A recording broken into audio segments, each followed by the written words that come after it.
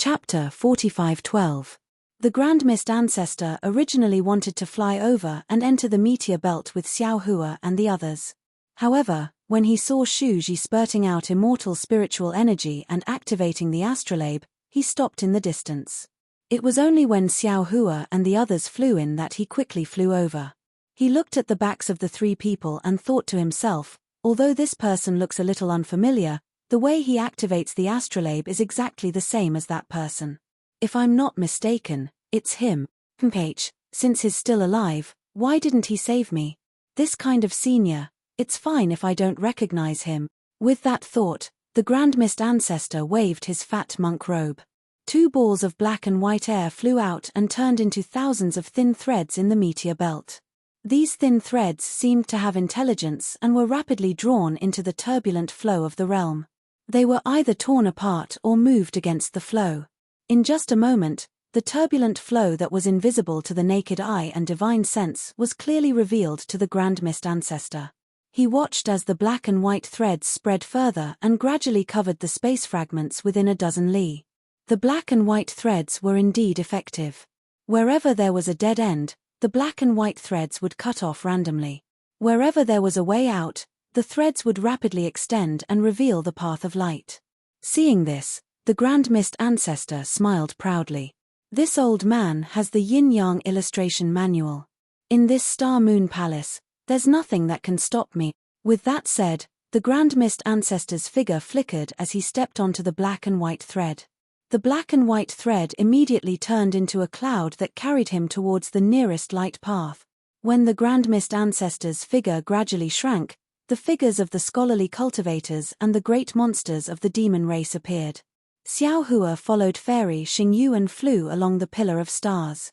The Pillar of Stars in front of the realm's aura presented a very strange distorted shape. It was like a fried dough twist with 6 revolutions. 3 of the revolutions were blurry and indistinguishable by the time they reached the space.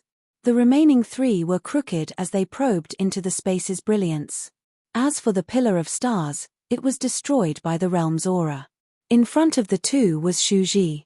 Shu Ji seemed to be very familiar with this situation.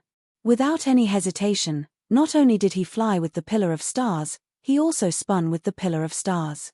In fact, there were many times when he was still facing down in Xiao Hua's eyes. Xiao Hua didn't dare to act rashly.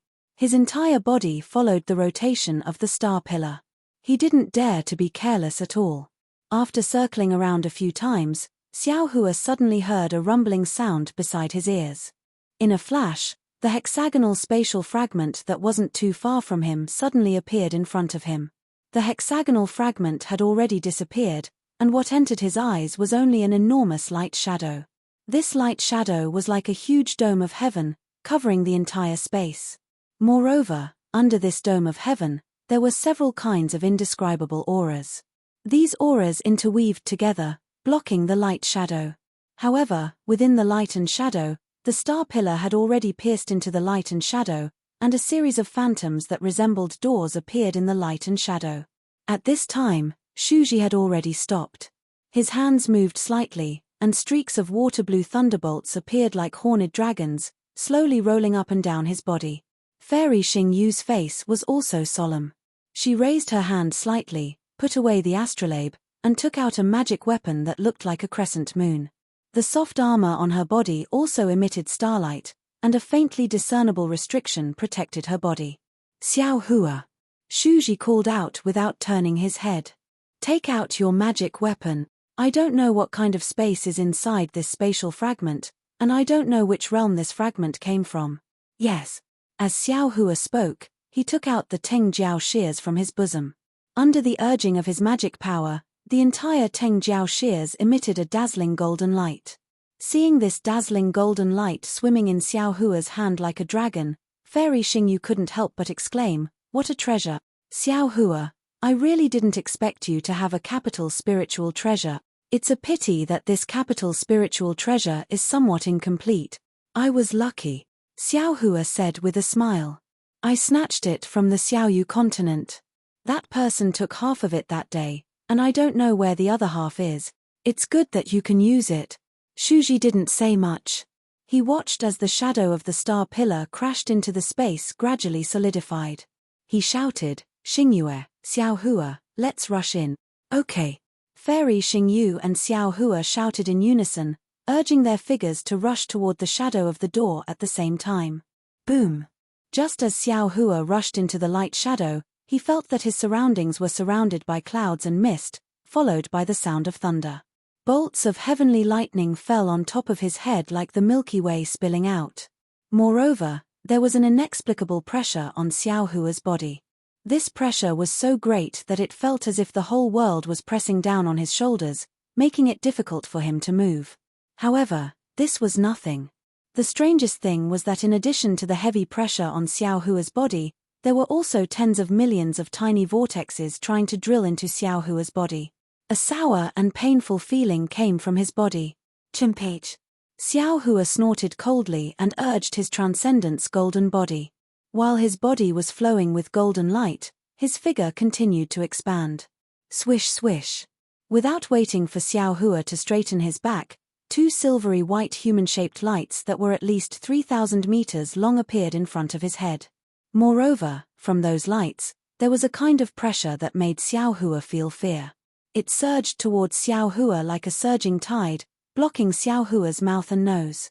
Moreover, the pressure was like a mountain pressing down. Xiaohua's Mahayana cultivator's pressure couldn't help but be stimulated, and he tried his best to resist. However, this pressure was nothing more than a pellet in front of the mountain-like pressure. There was no way it could compare at all. Large beads of sweat dripped down from Xiaohua's temples. Xiaohua's straight body was slightly bent as an irresistible fear arose spontaneously. This is the fragment of the immortal realm? Fairy Xingyu was a little puzzled, a little surprised, and screamed with ecstasy. "Don't be in such a hurry to look at the fragment." Shuji's calm voice sounded. "We didn't expect that the first fragment to be the same space as the immortal realm. Our top priority now is to quickly stabilize the immortal qi in our bodies. Don't strengthen it anymore, or our bodies won't be able to support it. Oh, quickly restrain your pressure. Xiaohua doesn't have any consciousness, so he can't resist our spiritual pressure." As he spoke, the mountain-like pressure gradually shrank and fell into the silvery light. Only then did Xiaohua breathe a sigh of relief. He opened his mouth to say something in a hoarse voice, but the abundant immortal qi rushed into his mouth and nose again. This immortal qi was of a much higher level than the yuan qi of heaven and earth in the 3 continents. When it rushed into Xiaohua's mouth and nose, it immediately caused discomfort in his body. He didn't know how many years he had not felt choking on water, but it rushed into his head. Xiaohua didn't dare to be negligent. He hurriedly held his breath and condensed his qi, urging the Dharma power in his body to create a defense on the surface of his body. Before he could urge his Dharma power, Shuji's voice sounded from the silvery light. His voice was like a thunderclap that resounded through the entire space. "Xiaohua, don't urge your Dharma power. All your spells now are based on the yuan qi of heaven and earth in the 3 continents. This is a fragment of the realm similar to the immortal realm. The immortal qi inside is similar to the immortal realm. When this immortal qi comes into contact with spells based on the yuan qi of heaven and earth, it will change. If it's light, it will destroy the spell. If it's heavy, it will cause a backlash and invade your body." "Okay."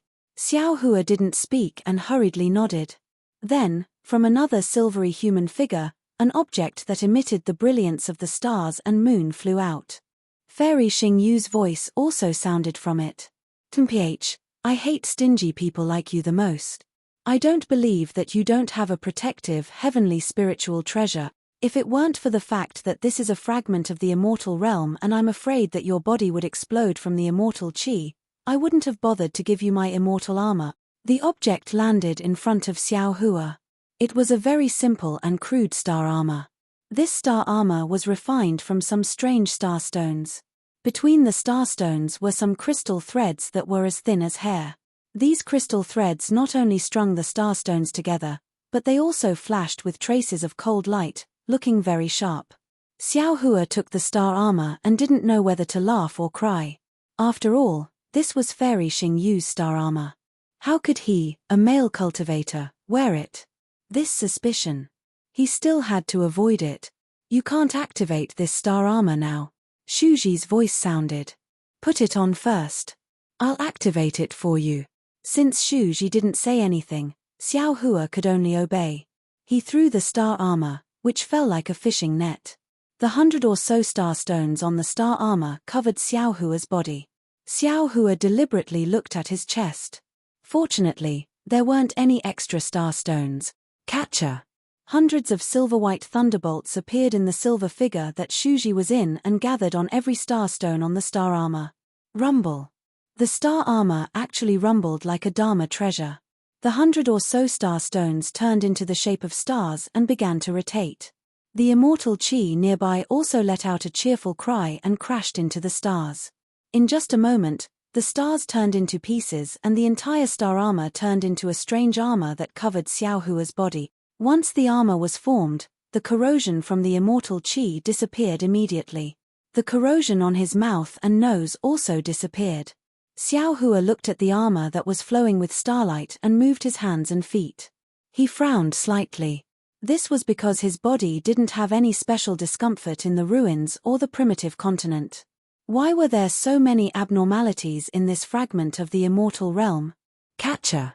Xiao Hua's problem was solved. Tens of thousands of tiny thunderbolts appeared around the silver figure that Shuji was in. These thunderbolts were like horned dragons that surrounded the silver figure and rotated crazily. The silver figure also gradually shrank with the rotation of the thunderbolts. At the same time, a resplendent galaxy flew out from the silver figure of another silver figure and also rotated from top to bottom. Every time it rotated, some of the silver light fell into the galaxy. The silver light that was thousands of feet in size shrank almost simultaneously with Shuji's silver light. Chapter 45:13.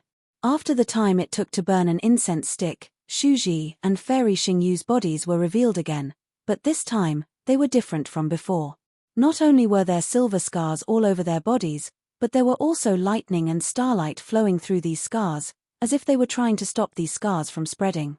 The armor that they had worn before was also faintly flashing between the silver spots, looking erratic. The strangest thing was their faces. In the beginning, their faces were replaced by a flickering silver light. Later on, their faces gradually appeared. However, some parts of their faces were that of humans, while some parts were covered by silver light. It looked extremely strange. In the end, their faces were completely revealed. However, from time to time, their faces would be covered by the silver light. When their faces were revealed, there was nothing special about them. However, when they were covered by the silver light, a kind of majesty and respect was involuntarily emitted, forcing Xiao Hua to move slightly. Presumably. Behind the star armor, Xiao Hua slightly narrowed his eyes and thought to himself, this is the true appearance of an immortal. Phew.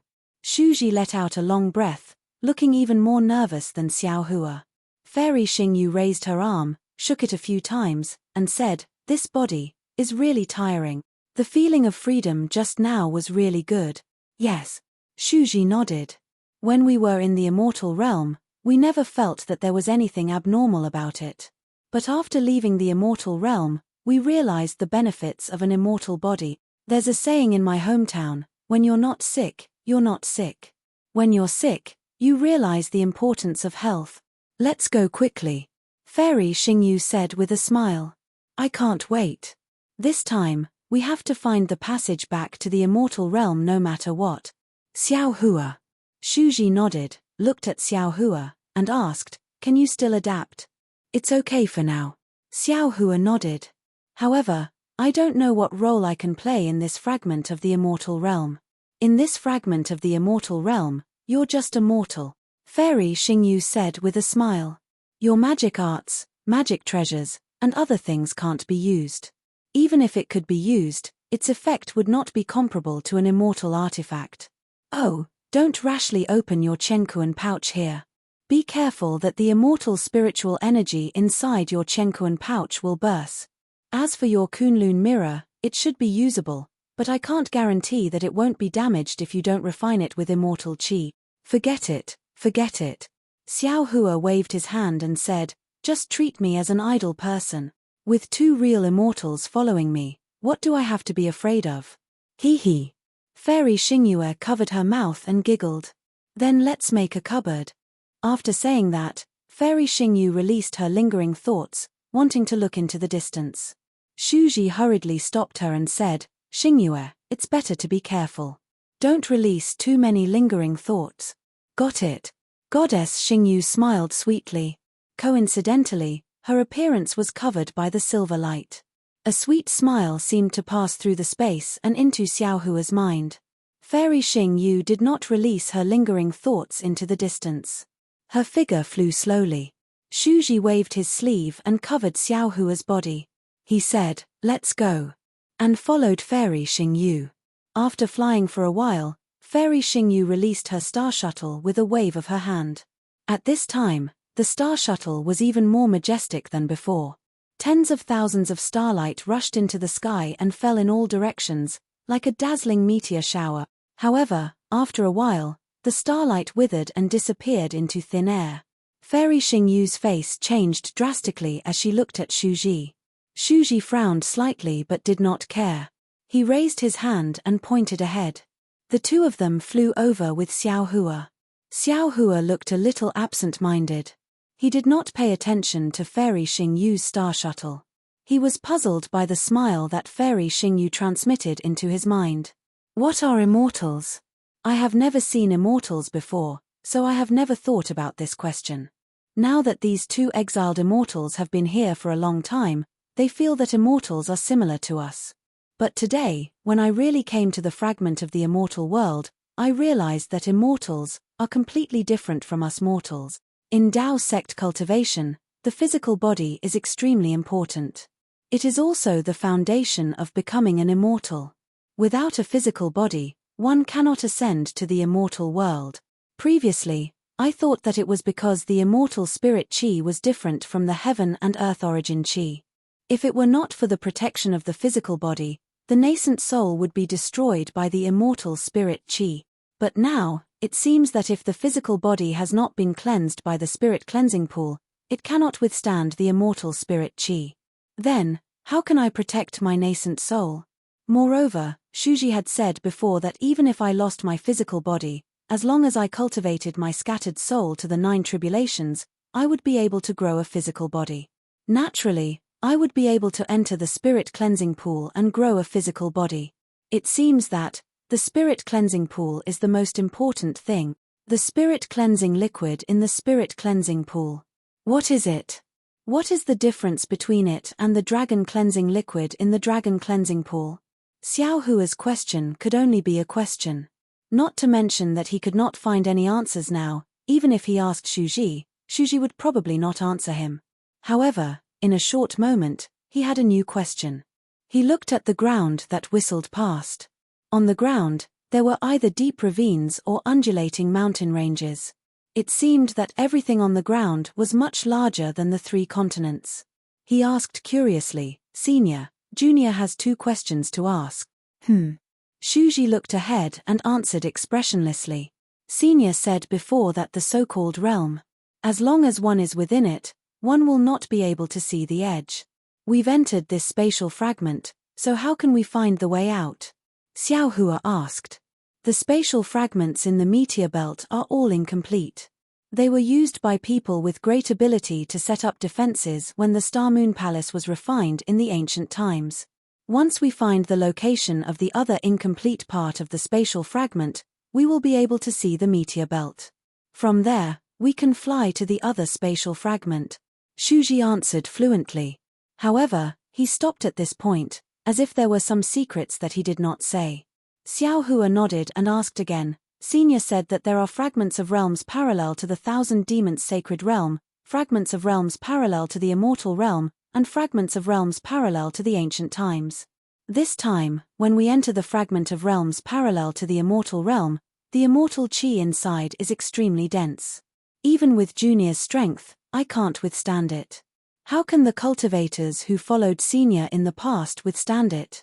Actually, it's like this, Shuji said without any hesitation. Although I don't have a space or a spatial immortal weapon, I still have the Heaven and Earth bracelet. Under normal circumstances, I respect the wishes of those cultivators and bring them here to gain experience. If an accident really happens, I will definitely keep them in the Heaven and Earth bracelet. Although staying in the Heaven and Earth bracelet is an insult to the human race, it's still better than losing their lives. Of course, if I didn't make it in time, like just now, they would have lost their lives. I don't have any good ideas. After all, Xing Yu's star armor isn't something that just anyone can borrow. Oh, also, Shuji continued, previously, we also encountered some fragments of realms parallel to the immortal realm. However, the immortal chi inside those fragments was already thin. Although it was somewhat dangerous, it was far from being as serious as today. Also, Xiao Hua thought for a moment and asked again. Hey, didn't you have 2 questions? Shuji asked curiously. Xiao Hua smiled. Junior has thought of another problem. Ian, say it. Shuji nodded. Know what you know, don't know what you don't know. You are suitable to be a Confucian cultivator. Senior said so. Xiao Hua asked, there are also fragments of realms parallel to the ancient times. Then, the immortal realm should be of a higher level than the immortal realm, right? Yes, the immortal realm usually calls the immortal realm the immortal realm, Shuji replied. Then, Xiao Hua asked, Senior and the others entered the fragment of the immortal realm. Did their bodies feel uncomfortable? What about those lower-level disciples? At this moment, Shuji showed a rare hesitation. After a moment, Shuji opened his mouth. Xiao Hua, this question. I can answer you. But I don't know if my answer is correct because I have never been to the immortal realm and I don't know what the ancient times were like. I also don't know what the ancient times were like when the Star Moon Palace was refined. I only know that some fragments are similar to the 3 continents and the realms below the immortal realm. Some fragments are similar to the immortal realm, the Demon League and the Heavenly Court. And some fragments are different from these 2 places. So Xingyue and I think, listen carefully, we think that these fragments might be fragments of the ancient times. But whether these fragments are fragments of the ancient times or not, we don't know. And in these fragments, our bodies didn't change, and the bodies of those lower-level disciples didn't change either. I also don't know what I am talking about. Do you understand? Yes, Junior understands. Although the doubts in Xiao Hua's heart grew stronger, he still heaved a sigh of relief. Are you sure you understand? Shuji asked curiously. I won't hide it from you. I thought about this before, but this matter has nothing to do with cultivation and returning to the immortal realm. I just thought about it and threw it away. Ian, this Junior thinks so too. Xiao Hua said with a smile. This Junior just had a sudden whim. Then, the 2 of them fell silent. They flew forward silently. Xiao Hua didn't know what Shuji was thinking, but he knew that although Shuji was an immortal, Shuji didn't understand the ancient times as well as Xiao Hua. Not only had Xiao Hua been to the immortal realm, but Xiao Hua's Fortune Gate disciples had also been there. When those 5th grade Essence Force disciples were in the immortal realm, their bodies didn't go through any special tempering, and they also didn't experience the same problem as today, and Xiao Hua's body, which was a half-god body, was actually corroded by the immortal spiritual energy. This was something that Xiao Hua couldn't understand. Chapter 45:14. After a long while, Fairy Xingyu saw some colorful lights filling the sky in front of her. She said in surprise, Shuji, look, there is still light in this space fragment. Maybe there is an ancient cave residence. Our opportunity has come. Don't be careless. Shuji hurriedly reminded her. The more abodes there are, the more celestial beasts there will be. You must be careful. I know. Do I need you to tell me that? Fairy Xingyu said indifferently and sped up again. As if reminded by the light, Shuji hesitated and said, Xiao Hua, I think the problem you mentioned just now is like this. Before Taoist cultivators ascend to become celestials, they rely on the chi of heaven and earth to cultivate. When they reach the celestial realm, they will not be able to adapt to the celestial spiritual chi. As for the celestials in the celestial realm, low-level celestials such as mortal fairies also rely on the celestial spiritual chi to cultivate. When they reach the high level, they will no longer rely on the celestial spiritual chi. Presumably, in the untainted divine realm, the foundation of cultivation is also different. Therefore, the cultivators will be troubled by the celestial spiritual chi in the fragment of the celestial realm. But in the fragment of the untainted divine realm, there will be no such confusion, right? What do high-level celestials rely on to cultivate? Xiao Hua asked, hitting the nail on the head.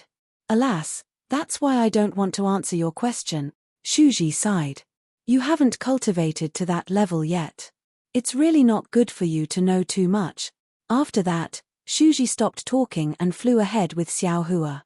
Xiao Hua had no choice but to shut up. After another 10 minutes, the light was in sight. Under the light, there was neither a spiritual vein nor an abode, but a vast expanse of tall palaces that stretched as far as the eye could see. These palaces were tens of thousands of feet tall, but all of them were damaged or collapsed. If it weren't for the extremely beautiful light emitted by these palaces, they wouldn't be much different from the ruins of the mortal world.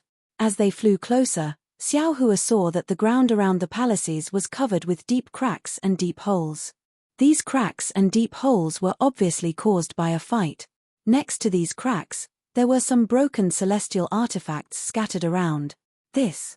Fairy Xingyu looked at Shuji in surprise. Shuji also looked surprised. The two of them sped up again, hiss. In just a moment, not to mention Shuji and Fairy Xingyu, even Xiao Hua could not help but gasp. Because right before the overturned wreckage, there were already many wreckages of several thousand feet in length lying on the ground. These corpses were different from the corpses of the human clan. Most of them were wearing armors and holding some fairy weapons in their hands. Inside the armors, there was either nothing, or some shells that looked like tree roots. Of course, there were also some corpses that had collapsed beyond recognition. Something's wrong, Shuji suddenly growled. He raised his hand and a spear-like immortal artifact fell into his hand.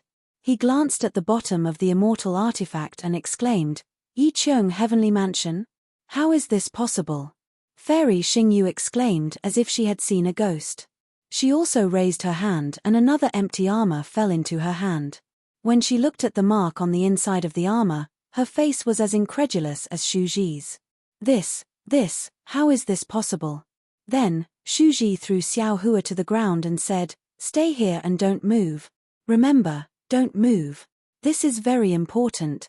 After that, without waiting for Xiao Hua to answer, he rushed toward the dilapidated palaces in the distance. Of course, Fairy Xingyu was no exception. Her figure flashed, faster than the light shadow, almost surpassing Shuji's figure. Yi Qiong Heavenly Mansion? Xiao Hua naturally heard Shuji's exclamation. He did not understand what this Yi Qiong Heavenly Mansion was. However, judging from the reactions of the two immortals, one was a law enforcer and the other was a law enforcer, this so-called Heavenly Mansion was definitely a famous place in the immortal realm. Moreover, since the two immortals did not want to go in with him, there must be some so-called secret of the immortal realm inside. Xiao Hua naturally knew to stay where he was. Of course, Xiao Hua only stood there for a moment before he came to his senses. Damn it, that's not right. This Xingyu palace was refined in ancient times. Since Shuji and Fairy Xingyu know about this Yi Qiong Heavenly Mansion, this space fragment must have been left behind from the immortal realm in ancient times. In that case. Thinking of this, a smile appeared on Xiao Hua's face. In that case, this Yi Qiong Heavenly Mansion must be a secret place in ancient times. There are endless secrets hidden inside. Damn it, this space fragment is a huge gold mine. Since I've already entered the gold mine, how can I return empty-handed? Since he knew that this collapsed palace was a famous secret of the immortal realm in ancient times, how could Xiao Hua still stand in the distance obediently?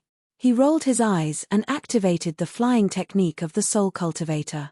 He stuck close to the ground and walked to another place. As he walked, he sensed his own space.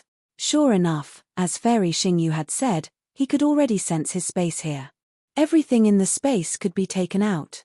Xiao Hua even tried to put an empty armor and immortal weapon into the space. He could do the same. However, the armor and immortal weapon were not located in the original Shenhua continent. Therefore, Xiao Hua kept some armor and immortal weapons into the space as he walked. Xiao Hua also noticed some things like bracelets, rings, and storage bags. He did not even look at them. They were all put into the space. Xiao Hua was already used to stealing things. It had even become a technique. There were many bodies lying on the ground outside the palace. They were either dense or sparse. When they were sparse, Xiao Hua only took those bracelets, belts, and the like. When they were dense, Xiao Hua took 4 out of 10 of them. This made it so that the density would become sparse and not arouse suspicion. Damn, these are all immortal weapons. The more Xiao Hua walked, the more excited he became. This feeling of reaping without sowing was really rare and wonderful. However, after walking for a while, he didn't see Shu Ji and Fairy Xingyue. Xiao Hua walked to the other side of the hall. When he got there, Xiao Hua suddenly stopped. He closed his eyes and seemed to be thinking. After a moment, he suddenly looked into the distance and thought to himself, that's not right. Previously, in front of the palace, those armors. Oh, I'll take it as the place where the immortals fell. The immortals seemed to have fallen in one direction, as if, in the direction where I came from. These immortals seemed to be blocking another pair of immortals. The direction of these immortals was similar to the direction where I came from. Moreover, there are more belts and rings here. These immortal weapons are also of a higher level. Could it be? Could it be? Thinking about this, Xiao Hua wanted to release his divine sense, but after a short moment, Xiao Hua shrugged his shoulders and said with a low chuckle, this Xiao came here as a mortal. Not only do I have no divine sense, I also have no magic power. I can't even open the storage pouch. All the strange things that have happened here have nothing to do with me. No matter what happens, I'm the most innocent. Xiao Hua smiled. He carefully identified the direction and walked in one direction. Along the way, he used his mind to store all the immortal weapons, armors, and immortal slips into his space. Sure enough, in the time it took to finish a meal, a bottomless abyss appeared in front of them. Within the abyss, there were many 5-colored clouds. Amidst the clouds, 2 lights that were brighter than the sun floated within the abyss, illuminating the entire abyss. However, the clouds blocked the lights, so they could not be seen from a distance. Oh my God! As soon as Xiao Hua approached the abyss, he immediately felt the spiritual pressure in the light shadow that was even more vast than that of Shu Ji and Fairy Xingyu. Xiao Hua felt as if a heavy hammer had hit his chest. He could not get close at all. This is a big fish. Xiao Hua was overjoyed and almost screamed. These must be 2 big shots who fought to the death. Xiao Hua did not hesitate and hurriedly released his mind. Sure enough, the spiritual pressure was like a mountain or an ocean, but Xiao Hua's mind could still get close. Of course, Xiao Hua's mind was just a trickle that could only flow around the light shadow. Even so, Xiao Hua could already see that these were 2 shells that were tens of thousands of feet in size. The shells were full of a mixture of golden and silver light. There were also 2 immortal weapons in the light shadow. One was shaped like a knife, and the other was shaped like a spear. However, Xiao Hua's mind could not get close to these 2 immortal weapons. Damn it, you're already dead. Why are you still so stingy? Xiao Hua knew that these 2 immortals who had perished together were definitely big shots in the immortal world. He gritted his teeth. It seemed that the immortal weapons and other items that he had collected earlier were all scrap metal. No. Xiao Hua shouted inwardly. Even if this is a tiger, this Xiao will still pluck the fur from the tiger's tail. Thinking about this, Xiao Hua's mind flowed like a stream between the tens of thousands of feet large shell and the armor. His mind, was like a sympathetic person's hand that was extremely affectionate as it gently wandered around the wreckage. It was unwilling to cross over inch by inch. Ha ha! When Xiao Hua's mind passed through the armor and landed on the belt, Xiao Hua's mind saw something that looked like a jade seal. Xiao Hua did not hesitate at all. His mind moved like a hand and immediately put the jade seal into the space. Immediately after, a thumb-sized jade pillar and a pitch-black box were also put into the space by Xiao Hua. When Xiao Hua's mind was ready to leave the wreckage, he saw a pendant hanging on the belt. Xiao Hua put away the pendant, but he still wanted more.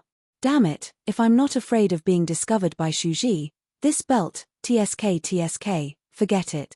The other wreckage was similar to this one. It also had a lot of harvest. In addition to the golden seal, there was also a pendant, a 5-claw-like pendant, a multi-pronged jade pillar, and a simple and unadorned key. Chapter 45:15. Phew. After looting the wreckage, Xiao Hua let out a long breath and said with a smile, "Finally, this trip was not in vain." In order not to arouse Shu Ji and Fairy Xingyu's suspicion, Xiao Hua hurriedly turned around and wanted to leave. However, just as he turned around, he suddenly froze on the spot. He hurriedly released his mind in disbelief. Sure enough, a moment later, Xiao Hua revealed a thoughtful expression and thought to himself, "It's a little strain." These two unknown immortals had clearly perished together. However, one of them is holding a weapon in both hands, the other is holding a weapon in one hand, and the other hand. Why is it covering his back armpit? His back armpit is obviously not injured, so why is he covering it there? There must be something he cares about there. Even if he dies, he must protect it. Thinking about this, Xiao Hua urged his mind and moved the immortal's hand away and placed it on the ground. Then, his mind penetrated into the armpit of the immortal. It was very strange. The immortal's body was different from the mortal's body. When Xiao Hua's mind penetrated into the armpit, the immortal's body actually split open as if it was melting. Then, a 9-colored brilliance bloomed. Within the brilliance, an indescribable polyhedron appeared. It seemed to be in this space, but also seemed to not be in this space. Of course, this brilliance flashed and the polyhedron was immediately taken into the space by Xiao Hua. This polyhedron was different from the fairy artifacts that Xiao Hua had taken into the space before. It fell into the space that had not been formed before. Seeing that the treasure was in his hands, Xiao Hua did not delay at all. He turned around and went to other places to continue searching for armor, fairy artifacts, belts, and other things. Xiao Hua originally thought that Shu Ji and Fairy Xingyu would find him soon. However, what puzzled him was that Shu Ji and Fairy Xingyu did not appear for a full hour. Hey! Could it be that there is an even more powerful restriction in this palace? Xiao Hua looked at the palace in front of him. Although the huge stone pillars had collapsed, the beautiful stone walls were flashing with brilliance for a long time. Xiao Hua had some thoughts in his mind. However, he was very self-aware. If Shu Ji and Fairy Xingyu could not escape from the restriction in the palace, how could he? Since he was not empty-handed, why should he take the risk? Especially if there were taboos within this hall, then wouldn't he have touched the bottom line of the immortal dimension? Shu Ji and Fairy Xingyu did not fall into a predicament like Xiao Hua had imagined. They did not separate, but hurriedly shuttled through the collapsed and dilapidated hall side by side. There were also many corpses in the hall, as well as many precious weapons and other items. However, the two of them did not take a second look at them. They did not dare to release too much of their expanded thoughts and only extended them out a few hundred feet. However, their eyes were different at this time. One of Fairy Xingyu's eyes was like a full moon, while the other was like a bright star. Shu Ji's eyes flashed with lightning. The two of them looked at each other with different gazes, as if they were searching for something. They flew into a huge palace. In this palace, there was a huge chair that had been split in half. On the stone wall above the chair, there was a plaque that gave off a milky white light. This plaque was now hanging at a slanted angle, and most of it was already broken.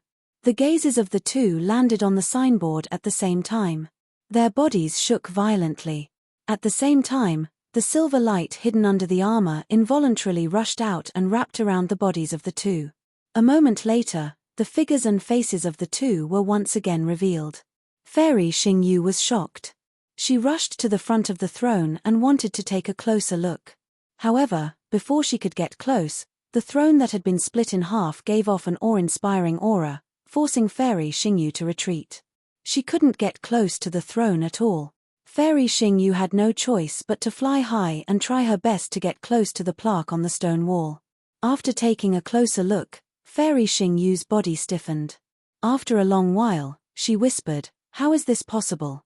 This is really the Yi Qiong Heavenly Mansion, the most mysterious immortal mansion of the legendary Yi Qiong. This immortal mansion. Isn't it in the immortal realm?" How did it become a realm fragment of Star Moon Palace? Could it be that the Yi Cheong heavenly mansion disappeared in ancient times? That's even more impossible. Shuji shook his head and said, Yi Cheong is a celestial venerable who became a celestial venerable recently before we fell into the mortal world.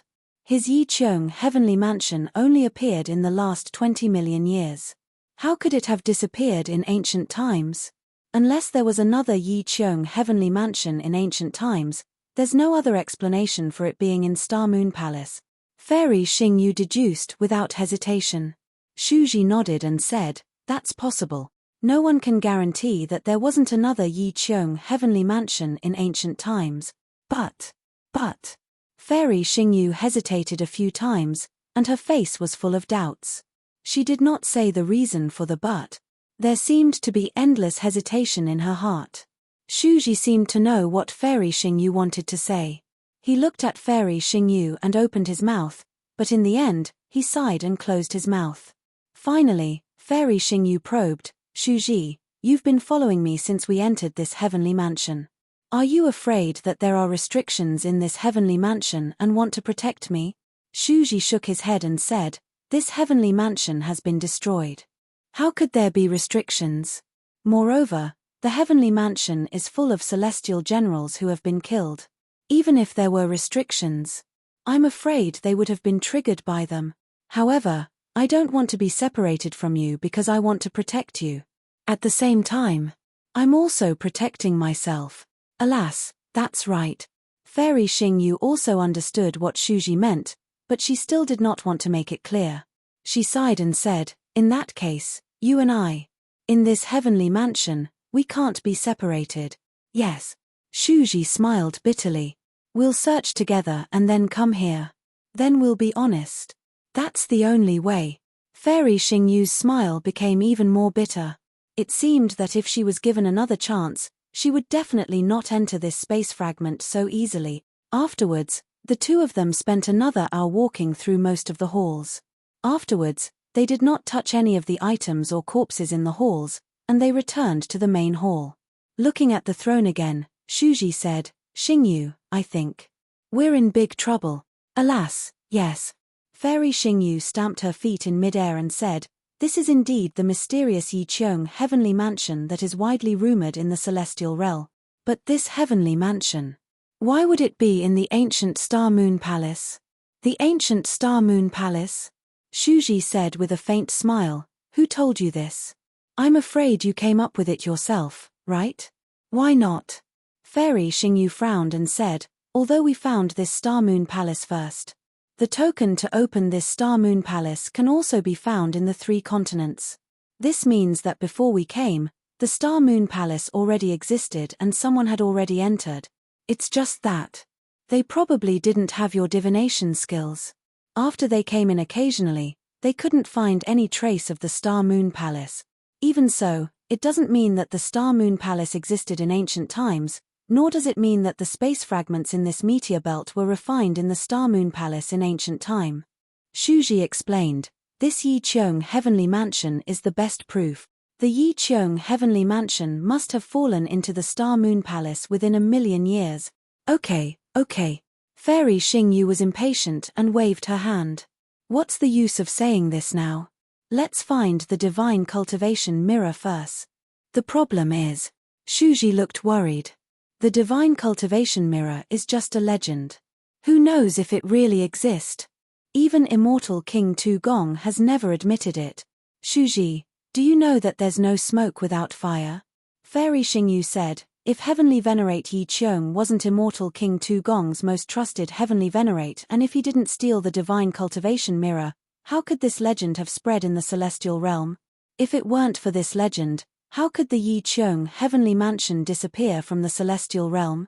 Even the Palace of Law doesn't know where the Yi Cheong heavenly mansion is. I think.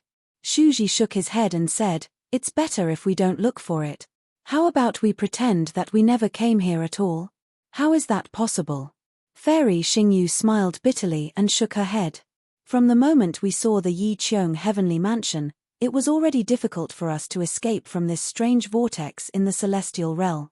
If you don't say it, I won't say it. Well, Xiao Hua won't say it either. Plus, he doesn't know where this place is. Even if we returned to the celestial realm, who would know that we came to the Yi Qiong heavenly mansion? Shuji said sincerely. Shuji, I believe you. I also believe that you will never tell anyone. Fairy Xingyu shook her head. But I don't trust Xiao Hua. This guy has too many secrets. I can't guarantee that after he ascends to the celestial realm and hears the legend, he won't think of this place. Plus, I don't believe in myself. If the Palace of Law wants to know what we have done in the mortal world all these years, they won't be able to see what we have seen here. But, Shuji said earnestly, if we start looking for it, regardless of whether we find it or not, we will be killed. If we find it, we won't be killed. Fairy Xingyu said with a smile. If we can't find it, we may not be punished. But if we don't find it, we may be guilty of a great crime. According to the legend, the cultivation mirror is the supreme cultivation method that can make one become a god. Whether you find it or not, it will be troublesome. Shuji tried to persuade her again. He knew very well that if Fairy Xingyu found the cultivation mirror, she would definitely give it to the Celestial Master of Law. If the Celestial Master of Law wanted to keep this secret, he would have to kill Fairy Xingyu. However, if Fairy Xingyu couldn't find the cultivation mirror and any immortals knew that she had come to the Yi Qiong heavenly mansion, they would definitely suspect that Fairy Xingyu had secretly kept the cultivation mirror. The wisest thing to do was to immediately leave this place and never mention this matter again. Even if the Celestial Masters or Celestial Kings searched their souls in the future, they could still maintain their innocence. Chapter 45:16. Yes, I know. Shuji nodded. He flew to a corpse and released his extended thought to examine it carefully. Fairy Xingyu always said that Xiao Hua was stingy and greedy. Now, it was her turn. She was much slower than Xiao Hua. After a while, her celestial artifact could not hold too much. When she wanted to look for the storage celestial artifacts on the corpses, she found that most of the corpses did not have any storage celestial artifact. Fairy Xingyu did not wait any longer. She threw away some of the low-quality celestial artifacts she had obtained earlier and put in better ones. Even so, looking at the many celestial artifacts in front of her that she could not take, Fairy Xingyu was very unhappy. Perhaps I should get Shuji to collect more. Fairy Xingyu looked up at Shuji, who was not far away. However, after watching for a moment, she was a little surprised. This was because Shuji was observing more than taking action. He seemed to be searching for something. Hey, Shuji, why don't you take these things? Fairy Xingyu was a little puzzled. What are you looking for? Shuji looked up and replied, I'm not looking for anything. I just feel that these corpses seem to have been moved by someone. The storage celestial artifacts are all gone. Moreover, the armor and weapons on these corpses are all from the Yi Qiong heavenly mansion. We don't know how to refine celestial artifacts. Even if we take all these celestial artifacts, we can't use them. Instead of that, it's better to just take some as evidence. Even if you can't use them, you can take them to trade. Fairy Xingyu urged. We have been in the lower realm for so long that our cultivation can't catch up with our peers. If we don't get some elixirs and secret techniques, how can we cultivate to the celestial master level? Xingyu, Shuji said, didn't you notice? Most of the corpses in the heavenly mansion have storage celestial artifacts. We can go back and take a few more. Ah!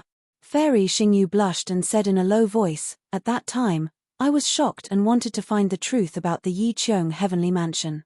I didn't notice this. Shuji nodded and looked up at one of the corpses. He raised his hand and grabbed it. A jet-black software flew out from the corpse. He looked around and said, this is not bad. It's perfect for Xiao Hua to wear. TSK. Fairy Xingyu rolled her eyes at Shuji and said, he has worn it. How can I take it? The star armor's quality is average. Just give it to him. Shuji responded with boredom.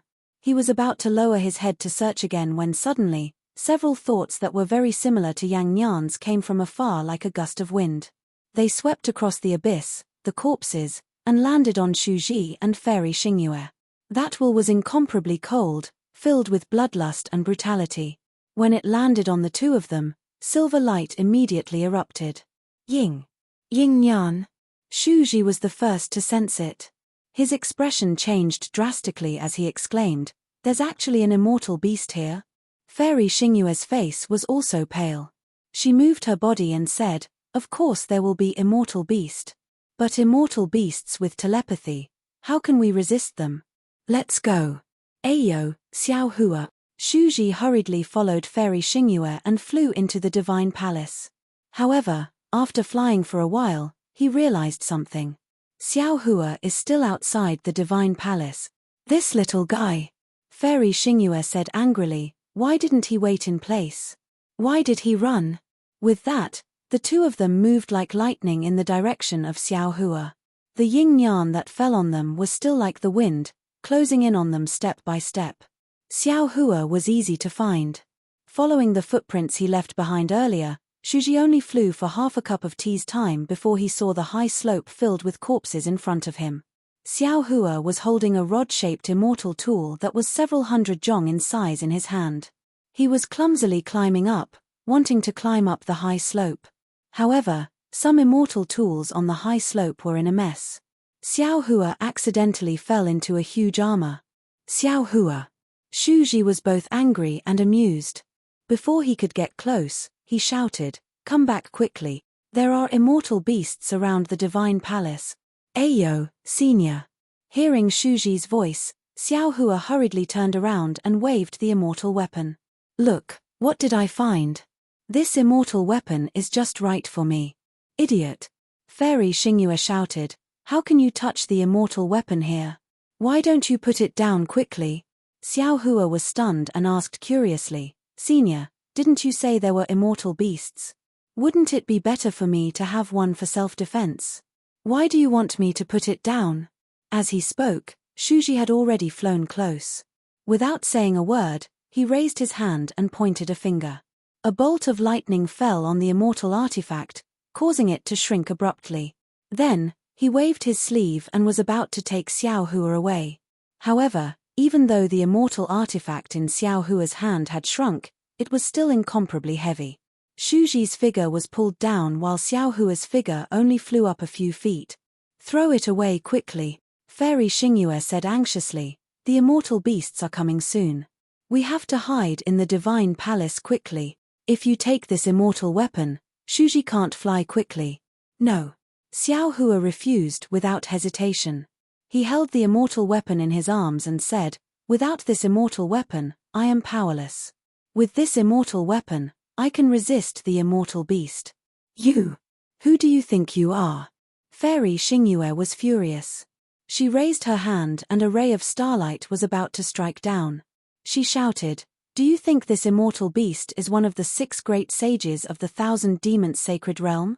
How can you be a match for an immortal beast?" "Xingyue," Shuji shouted, "go back to the divine palace first and wait at the gate.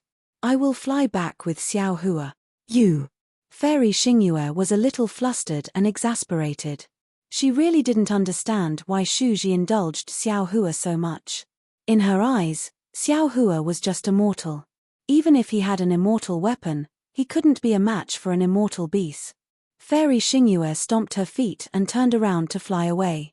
However, she stopped again after flying 100 feet. She opened her mouth and the previous star shuttle flew out again. At this time, the star shuttle landed in the air. It was different from before.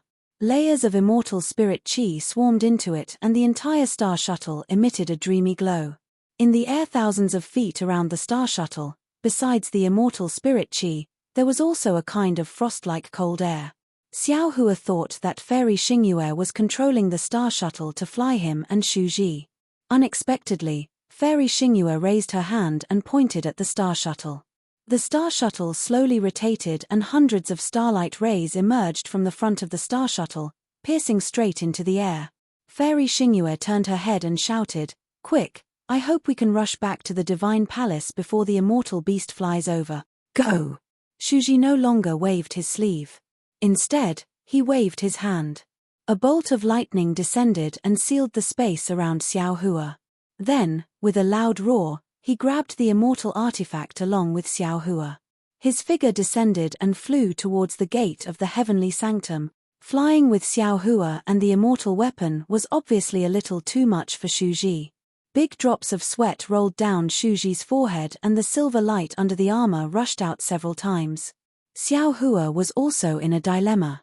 He wanted to throw the immortal weapon away several times, but when he saw the solemn faces of Shu Ji and Fairy Xingyue, he knew that the immortal beast that hadn't appeared yet must be very powerful. If he didn't have this immortal weapon, he would not only be food for the immortal beast, but also a burden to the two of them. Although Shu Ji was a little tired now, it was better than losing his life later. Aoo! Suddenly, a strange beast roar sounded. When Xiao Hua heard it, he couldn't help but tremble. Golden flowers appeared in front of his eyes and sparks flew in all directions from his Niwen palace. Fairy Xingyue and Shu Ji's bodies glowed with silver light at the same time, protecting them. Xiao Hua was below Shu Ji. He could clearly see that when the silver light appeared, traces of blood seeped out of Shu Ji's body. Nimbus Immortal Beast. Nimbus Immortal Beast. Fairy Xingyue panicked. How could there be a Nimbus Immortal Beast here? Although Shu Ji also showed a rare trace of panic on his face, he replied calmly, "The space fragments here are different from the ones we encountered before. It's normal for immortal beasts to appear that are beyond imagination. The problem is..." Fairy Xingyue urged the Star Shuttle and shouted, "If we were at our peak strength, we might be able to defeat this Nimbus Immortal Beast. But now, how can we resist this Nimbus Immortal Beast?" Divine Palace. Shu Ji didn't mention the name of the Yi Qiong Heavenly Palace. He only said that it was the Divine Palace path. We didn't see the Nimbus Immortal Beast around the Divine Palace before. This immortal beast must be afraid of the Divine Palace's restrictions. We can hide in the Divine Palace. That's the only way. Shu Ji mentioned the Divine Palace again, as if to encourage Fairy Xingyue. Fairy Xingyue gritted her teeth and flew toward the gate of the Divine Palace. Xiao Hua also frowned and asked in a low voice, "Senior, what kind of immortal beast is this Nimbus Immortal Beast? Why is it so powerful?" "It's not appropriate to mention it now," Shu Ji said lightly. "When you see it, you'll naturally know. In fact, it doesn't have to be this Nimbus Immortal Beast. In other places outside the meteor belt, those immortal beasts are not as cruel and fierce as the Nimbus Immortal Beast. Ordinary cultivators are definitely no match for it." After saying that, Shu Ji ignored Xiao Hua and focused on flying toward the gate of the palace. Awoo! Seeing the gate of the Divine Palace appear in front of her, Fairy Xingyue's face was filled with joy. Suddenly, she heard a roar coming from high up in the sky. Xiao Hua looked up and saw three strange immortal beasts that were several hundred zhong in size flying over like shooting stars. Before they could even get close, Xiao Hua felt a chill in the surroundings, and a bloody smell emerged out of nowhere. Moreover, within the space, there were some faint spots that appeared. These spots were like ferocious eyes that stared at the three of them. Looking at the place where the clouds were surging, the so-called Nimbus Immortal Beast's figure was revealed. This immortal beast looked like a huge stork. There was a scarlet bulge on its head, and this bulge was covered with marks of different sizes. Around these marks, there was a boundless amount of immortal spiritual energy clustered around them. Chapter 45:17. The head of the flying dagger immortal beast was flat and slightly long, like several sickles tied together. Its long, flying sword-like beak was the blade of the sickle. The neck of the flying dagger immortal beast was extremely long, with several thick tendons entwined together. Below the neck was the body of the beast, which was covered with triangular scales. The edges of the scales were either covered with fiery red fine fur or flat feathers. Strings of sparks splashed out from within from time to time. 2 pairs of bone wings stretched out from the waist of the flying dagger immortal beast. There were very few feathers on the bone wings, only some sharp protrusions. Every protrusion had a corresponding mark. The tail of the flying dagger immortal beast was also extremely long. This tail was segmented, and as it swung, layers of mysterious crimson runes emerged from the roots and surged to the tip of the tail. The tip of the tail had some fiery red markings. The markings seemed to be on the tip of the tail, but also seemed to be in the void. It gave off an unreal feeling. As for the abdomen of the flying dagger immortal beast, the 3 sharp claws that reached into the void occasionally slashed, creating cracks in the void. Damn it! Although he had not fought with the flying dagger immortal beast yet, Xiao Hua had already sensed its power. We should let the golden-winged great rock take a look at this place. If nothing goes wrong, even the first great saint of the demon clan may not be a match for this immortal beast. Senior. Xiao Hua smiled bitterly. This is the rhythm of a dead man. I remember that Zhu Qing did not say that the Star Moon Palace was so terrifying back in the Bronze Pillar country. How would Zhu Qing know the details of the Star Moon Palace? Xu Ji looked into the distance, still wanting to rush into the Yi Qiong Heavenly Palace before the flying dagger immortal beast arrived. He only said casually, if you want to find opportunities in the Star Moon Palace, how can you not pay a price? Oh, no. As he spoke, the 2 flying dagger immortal beasts in front of him suddenly accelerated and disappeared in a flash. At the same time, fiery red bubbles began to appear in the void in front of Xiao Hua and the others, like boiling water. Damn it! Fairy Xingyu cursed angrily. She rubbed her hands together in a hurry. Clusters of star-like mist mixed with brilliance fell into the void. Then, the rotating star shuttle suddenly exploded. Hong hong hong! Tens of thousands of star fragments rushed out of the star shuttle and fell towards the void, causing the surrounding space to collapse. At the same time, in front of the star fragment, layers of red flames surged out and enveloped an area of 100 miles. When the star shatter met the flames, it exploded everywhere. Fortunately, Fairy Xingyu was the first to react. The star shatter formed a kind of defense, blocking all the flames from reaching the crowd. However, in just a few breaths, a fierce aura rushed out from the flames in the distance. The space within hundreds of feet was extremely distorted. Then, the space cracked inch by inch like silk. Boom! With a loud bang, 3 sharp sword-like red claws stretched out, passing through the space and grabbing at Fairy Xingyu. Whoosh! Fairy Xingyu had been accumulating her strength for a long time. When she saw the sharp claws, she raised her hand without hesitation. Silver light rushed out from her body. Her saber, like a moon, cut across the sky and slashed at the 3 sharp claws. Clang! A golden sound suddenly rang out. Flames appeared on the flying dagger immortal beast's sharp claws. Layers of runes were split in half, and blood was faintly visible. Suddenly, with a roar, the flying dagger immortal beast's sharp mouth appeared in the space in front of Fairy Xingyue's chest. This sharp mouth broke through Fairy Xingyue's star moon saber at lightning speed and landed on Fairy Xingyue's heart. Be careful. Xu Ji was shocked. Just as he was about to move his body, a fierce aura descended from the sky above his head, causing Xu Ji's body to fall slightly. Go to the door first. Xu Ji did not forget Xiao Hua, who was under him. With a wave of his arm, Xiao Hua flew out like a meteor. Xu Ji had just thrown Xiao Hua out when 3 red claws formed a triangle and covered Xu Ji in the sky. Even if Xu Ji wanted to help Fairy Xingyue, he could not. However, at this moment, Fairy Xingyue waved her other hand again. Her saber was like a star, drawing a star curtain in front of the beast's mouth. Boom! The beast's mouth hit the star curtain and instantly broke it. Under this huge force, Fairy Xingyue's entire body flew out like a fallen leaf. Damn it! Xu Ji was furious. The silver light around him shone brightly. Then, with a wave of his hands, layers of thunderbolts flew out like a tide and rushed high into the sky. The thunderbolts were like a tide, but the flying dagger immortal beast's sharp claws were like reef rocks. When they fell, they shattered the thunderbolts.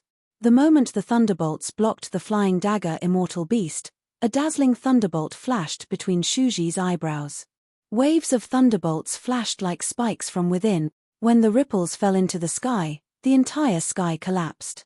An aura that was close to the will of heaven and earth overflowed from the collapse.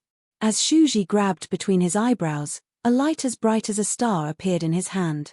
The light pierced through all the darkness, and the vast aura instantly filled the entire space fragment. This is a punishment celestial weapon.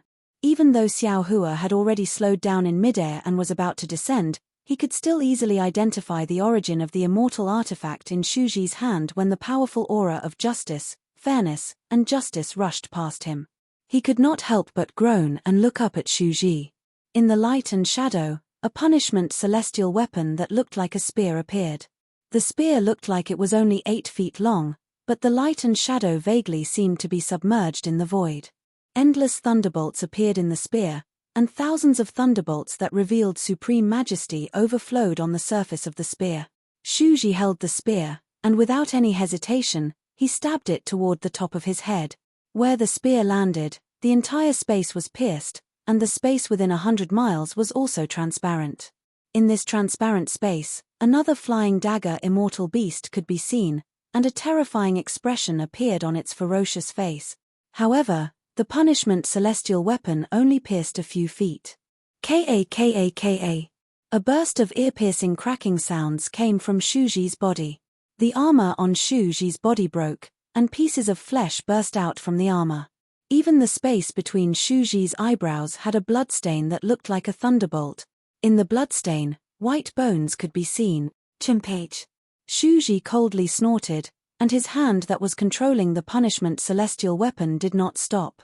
He did not care about the collapse of his body at all.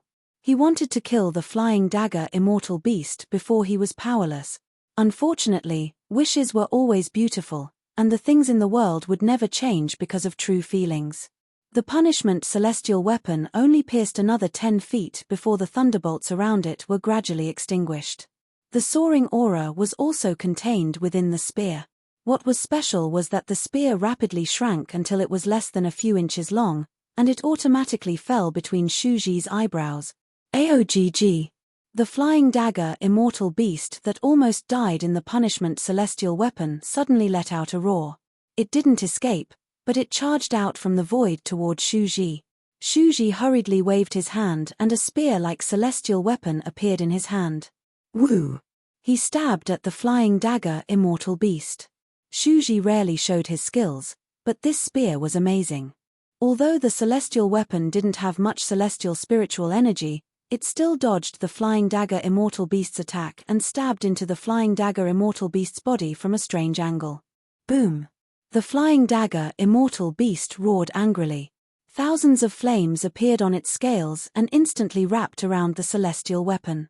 Moreover, the flying dagger immortal beast's huge tail swept up a gust of wind and hit Shu Ji's back. Facing the flying dagger immortal beast's close-range attack, the silver light around Shu Ji's body surged. Waves of lightning also flashed under the flying dagger immortal beast's tail. Pa pa pa. In the crisp sound, several layers of lightning were destroyed. Shu Ji's body was also swept by the flying dagger immortal beast's tough tail and fell like a stone. Damn it! Seeing the two celestials who had just met the two flying dagger immortal beasts and were at a disadvantage in the first exchange, Xiao Hua couldn't help but curse in a low voice. He understood that the two celestials couldn't gain any advantage in close-range combat with the flying dagger immortal beasts. However, the main reason was that the two of them were in their physical bodies and not celestial spiritual bodies. They couldn't use celestial weapons and didn't even dare to use too much celestial spiritual energy. If too much celestial spiritual energy entered their bodies, not to mention fighting with the flying dagger immortal beast, even their own physical bodies would collapse first. What should we do? Xiao Hua naturally wouldn't stand by and watch, even if his previous plan was exposed. He only pondered for a moment, and the space between his eyebrows also flashed with a dark green light. His figure also stopped and prepared to return to help. But at this moment, a sharp flying sword pierced through the void and directly fell on the top of Xiao Hua's head. This sharp and heavy was extremely heavy. Xiao Hua felt as if a huge mountain was falling from the sky. How could Xiao Hua dare to be negligent? Raising his head, he saw several three corpses Yin Thunder. He saw that in the surrounding void, one after another, green seal text rushed out and set up a lightning array within a few li. Rumble. Just as Xiao Hua's lightning and thunder technique was used, the third flying dagger immortal beast had already pounced. This flying dagger immortal beast was clearly smaller than the previous two, but the power that rushed out was not something Xiao Hua could withstand. The flying dagger immortal beast's 3 legs fell and the beast's mouth fell, destroying the exploding 3 corpses Yin Thunder. Even the other green seal text scattered in the space were destroyed by the flying dagger immortal beast's tail. Damn it! How is this possible? Xiao Hua finally experienced the power of the flying dagger immortal beast. He cursed loudly, "Even I am not a match for this flying dagger immortal beast. In the entire 3 continents, who can pass through this spatial fragment? Whoever comes will die." Although he cursed like this, Xiao Hua's body still flashed with golden light, wanting to activate his transcendence golden body. However, as the golden light flashed, countless celestial spiritual energy madly rushed in. Xiao Hua's physical body uncontrollably swelled up, while the other part produced chaotic fluctuations. The golden light flashed and disappeared. Chapter 45:18. HMPH. Xiao Hua was still unwilling to give up. More soul strands appeared between his eyebrows as he unleashed the bloodline power of God Shibai. Woo! The flying crane immortal beast seemed to have sensed Xiao Hua's abnormality and swung its huge tail at him. Amidst the whistling of the wind, the soul strands were destroyed one after another. The power of the bloodline backlash was generated from Xiao Hua's body. Alas! Xiao Hua sighed. He now understood that although he could use his soul cultivation in this space, his soul cultivation strength was far inferior to that of the flying crane immortal beast. Even if he used these soul cultivation divine abilities, he would only attract the suspicion of Fairy Xingyu and Shu Ji. He would not be able to change the situation of the battle. Since the power of the soul can't do anything, then I'll use the other most primitive power in this world, Xiao Hua thought as he waved the immortal weapon in his hand. Woo! It smashed towards the flying crane immortal beast. Peng! With a loud bang, the flying crane immortal beast's huge tail hit Xiao Hua's immortal weapon. Xiao Hua's body was flipped over and landed far away. However, the flying crane immortal beast's body also shook violently. Its previously unstoppable momentum was suppressed by this strike. Whoosh! Just as Xiao Hua was sent flying by the flying crane immortal beast, Fairy Xingyu and Shu Ji, who were also sent flying by the flying crane immortal beast, moved as well. Before their bodies landed, they immediately shot out like flying arrows and flew towards Xiao Hua's direction. Whoosh! The phalanx immortal beast landed in the sky. It no longer needed to flap its wings, but with a flap of its 3 legs, it chased after the 2 cultivators like a shooting star. Its 2 beak-like beaks even tore through the sky and bit down on the 2 cultivators. The flying crane immortal beast's beak was so powerful that with one bite, it devoured the space within 100 feet. Naturally, Shu Ji and Fairy Xingyu's bodies were also devoured. Even before their bodies arrived, the silver light on the surface of their bodies had already entered the beast's mouth. Damn it!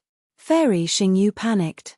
She raised her hand and threw out an unknown immortal artifact. Then, she flicked her finger. Boom! The immortal artifact exploded in the collapsed space behind her. Although it was not refined by Fairy Xingyu and the power of the explosion was much weaker, the force of the explosion still shattered the collapsed space. However, right at this moment, the spearhawk closed its mouth and the explosion and void disappeared. When it opened its mouth again, everything was gone.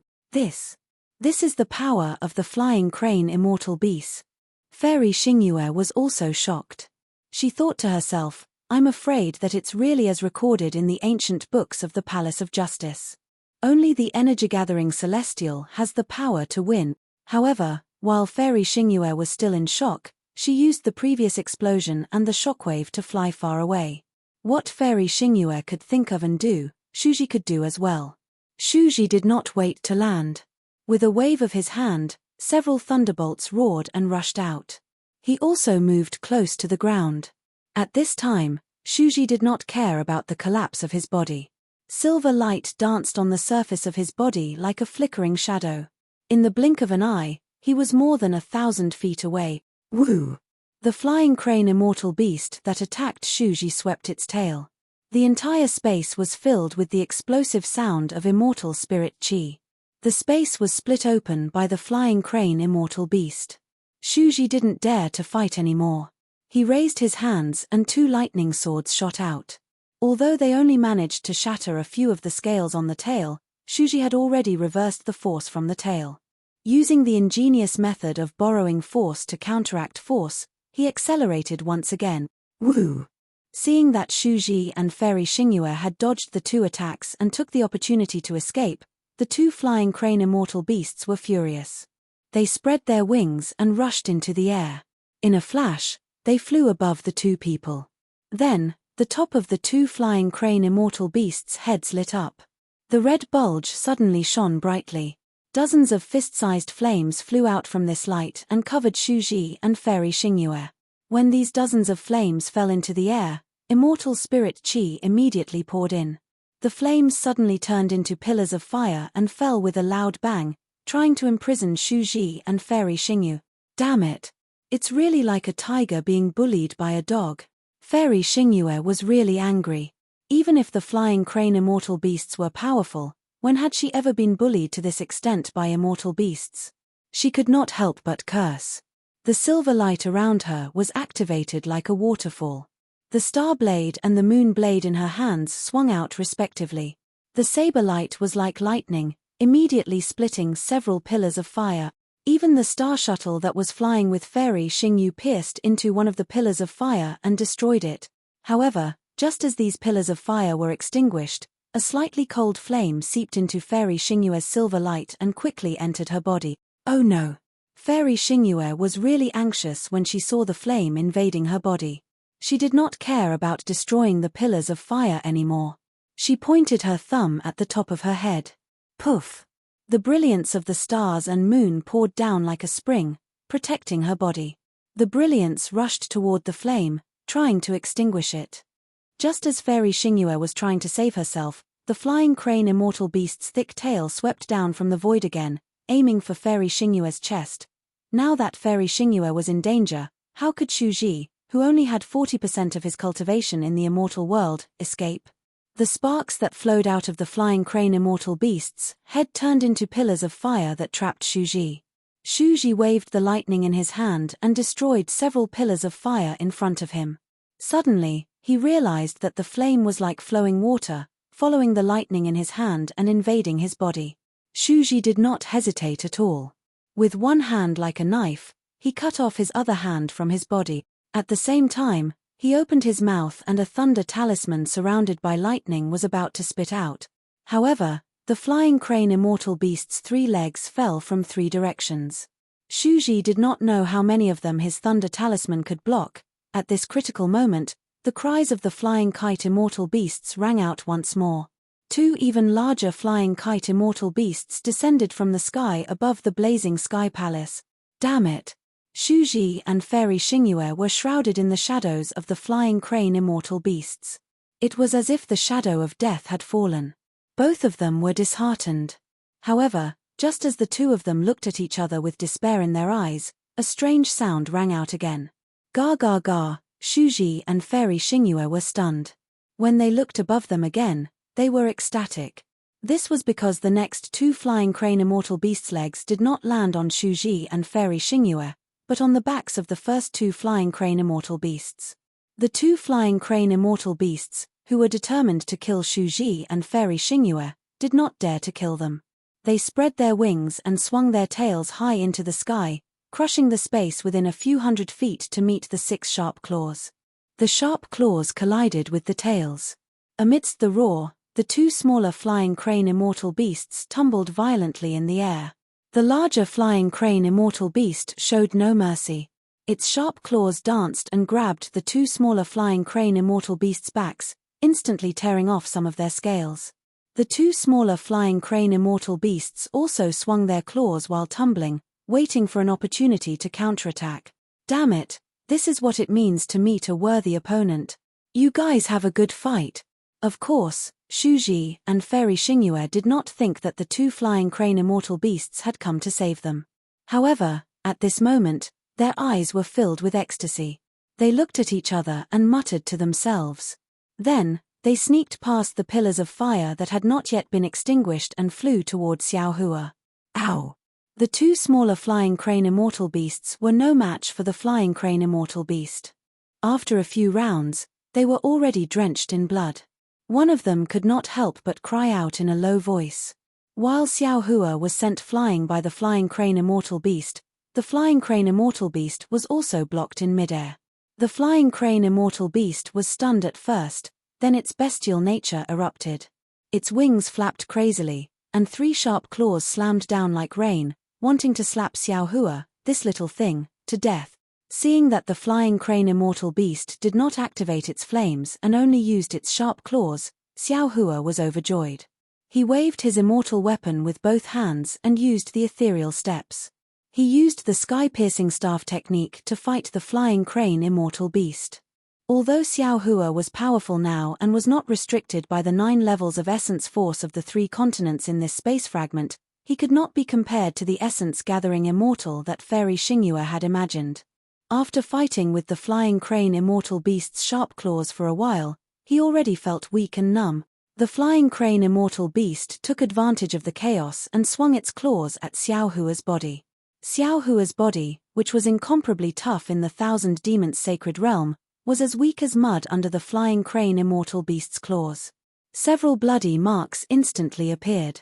While Xiao Hua was greatly shocked, his figure swayed, and he just dodged the sharp claws when the flying crane immortal beast roared and opened its mouth.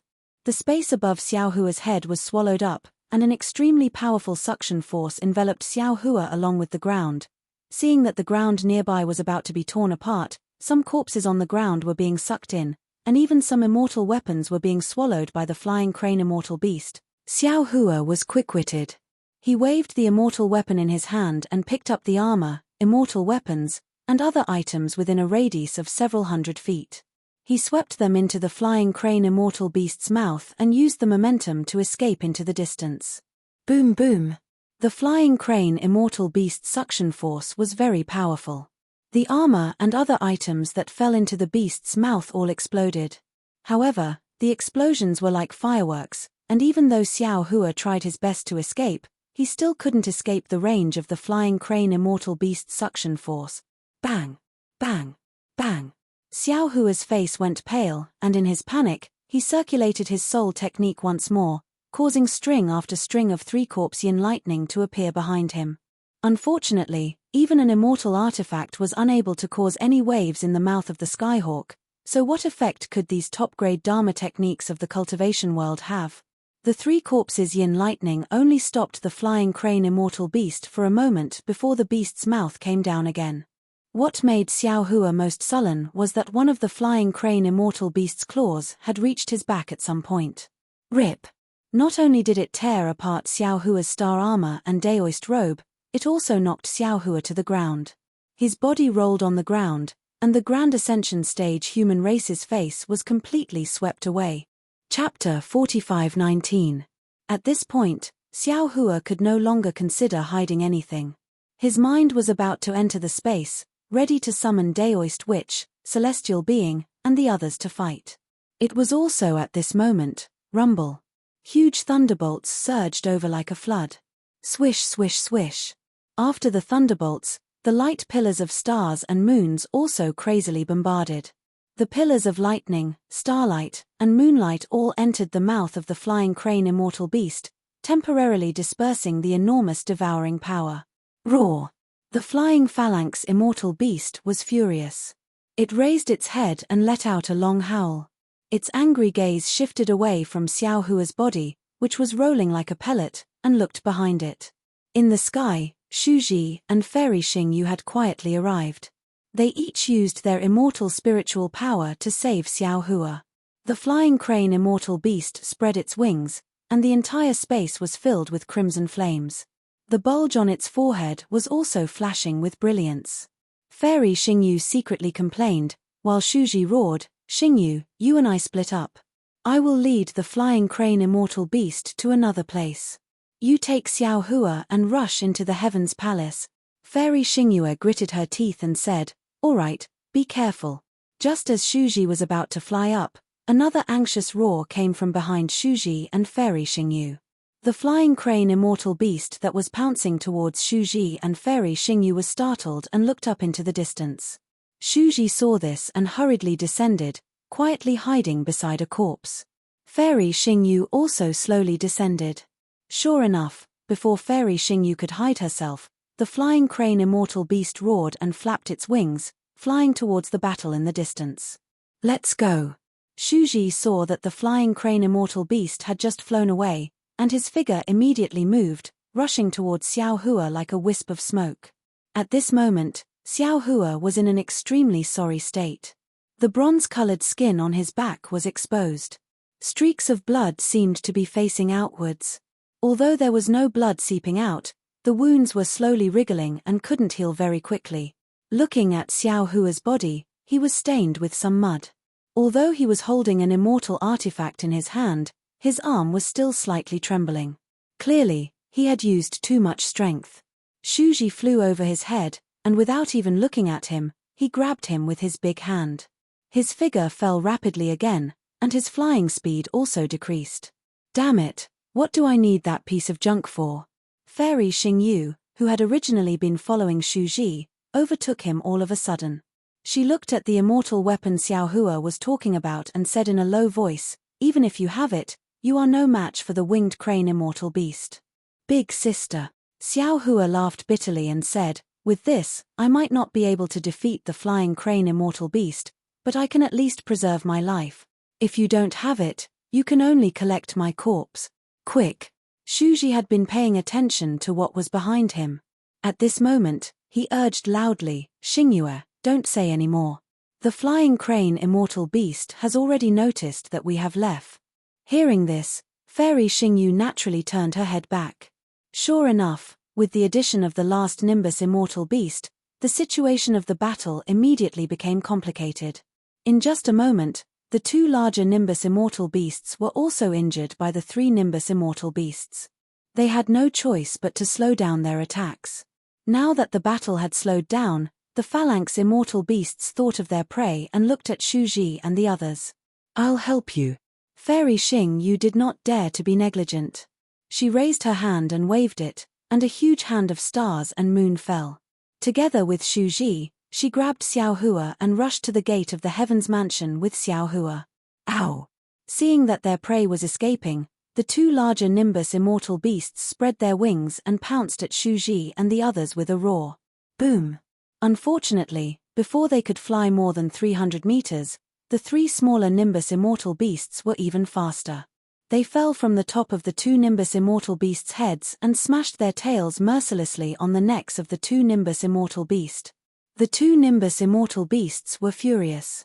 They curled their tails and stretched out their sharp claws again. Ka.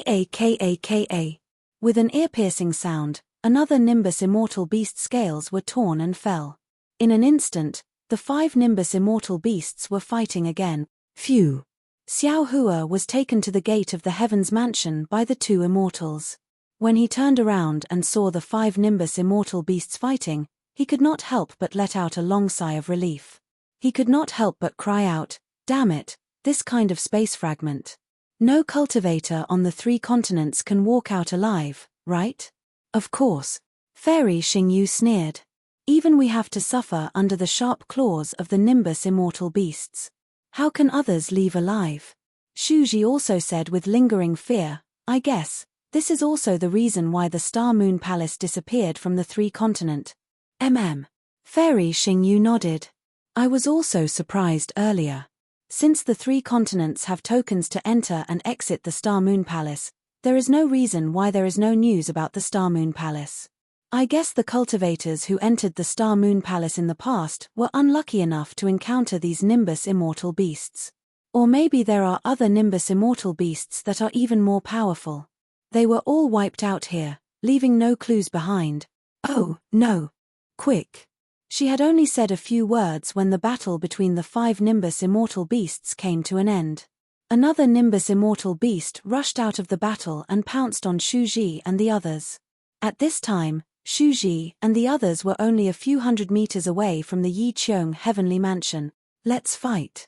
Shuji roared and the silver light around him shone brightly.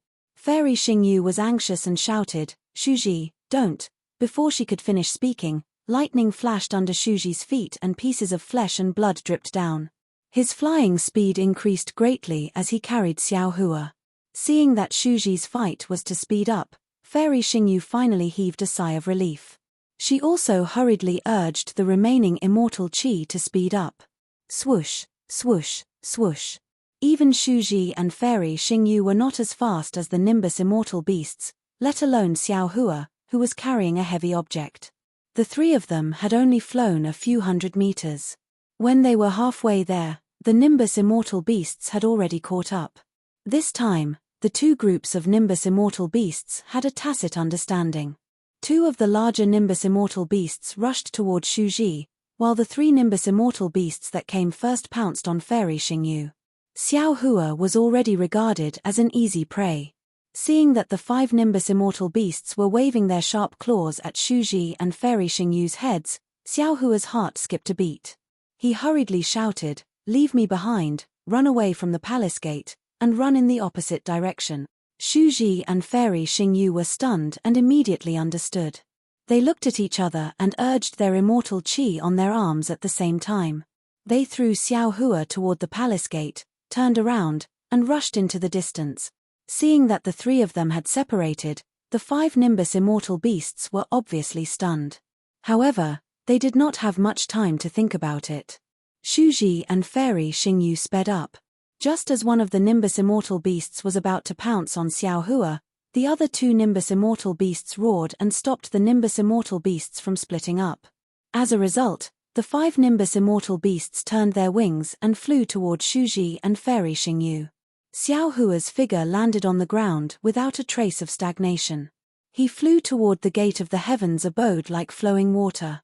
It was only a distance of a few hundred meters. In the past, he could cover it with just a few steps.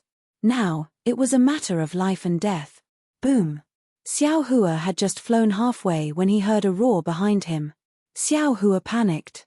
Damn it, aren't these Nimbus immortal beasts too powerful? Sure enough, when he looked back, Shuji and Fairy Xingyu were already tumbling in the air and flying toward the palace gate. At this time, Xiao Hua himself had not reached the palace gate. Shuji and Fairy Xingyu heard Xiao Hua's words and immediately came to their senses. They threw Xiao Hua aside and flew in the opposite direction of the palace gate. After flying for a while, the five Nimbus immortal beasts had already flown above their heads and their sharp claws slammed down. At this time, Shuji and Fairy Xingyu had a tacit understanding and swapped their positions. The exchange between the two of them was easy, but the attack of the five Nimbus immortal beasts was not easy to distinguish. Ka. The wings of the two groups of Nimbus immortal beasts collided almost at the same time. In an instant, the five Nimbus immortal beasts pounced on each other again. Of course, this time, the Nimbus immortal beasts had learned their lesson. After swapping positions, they split up again and swung their tails at Shuji and Fairy Xingyu. Shuji and Fairy Xingyu had quietly retreated a little when the Nimbus immortal beasts were fighting.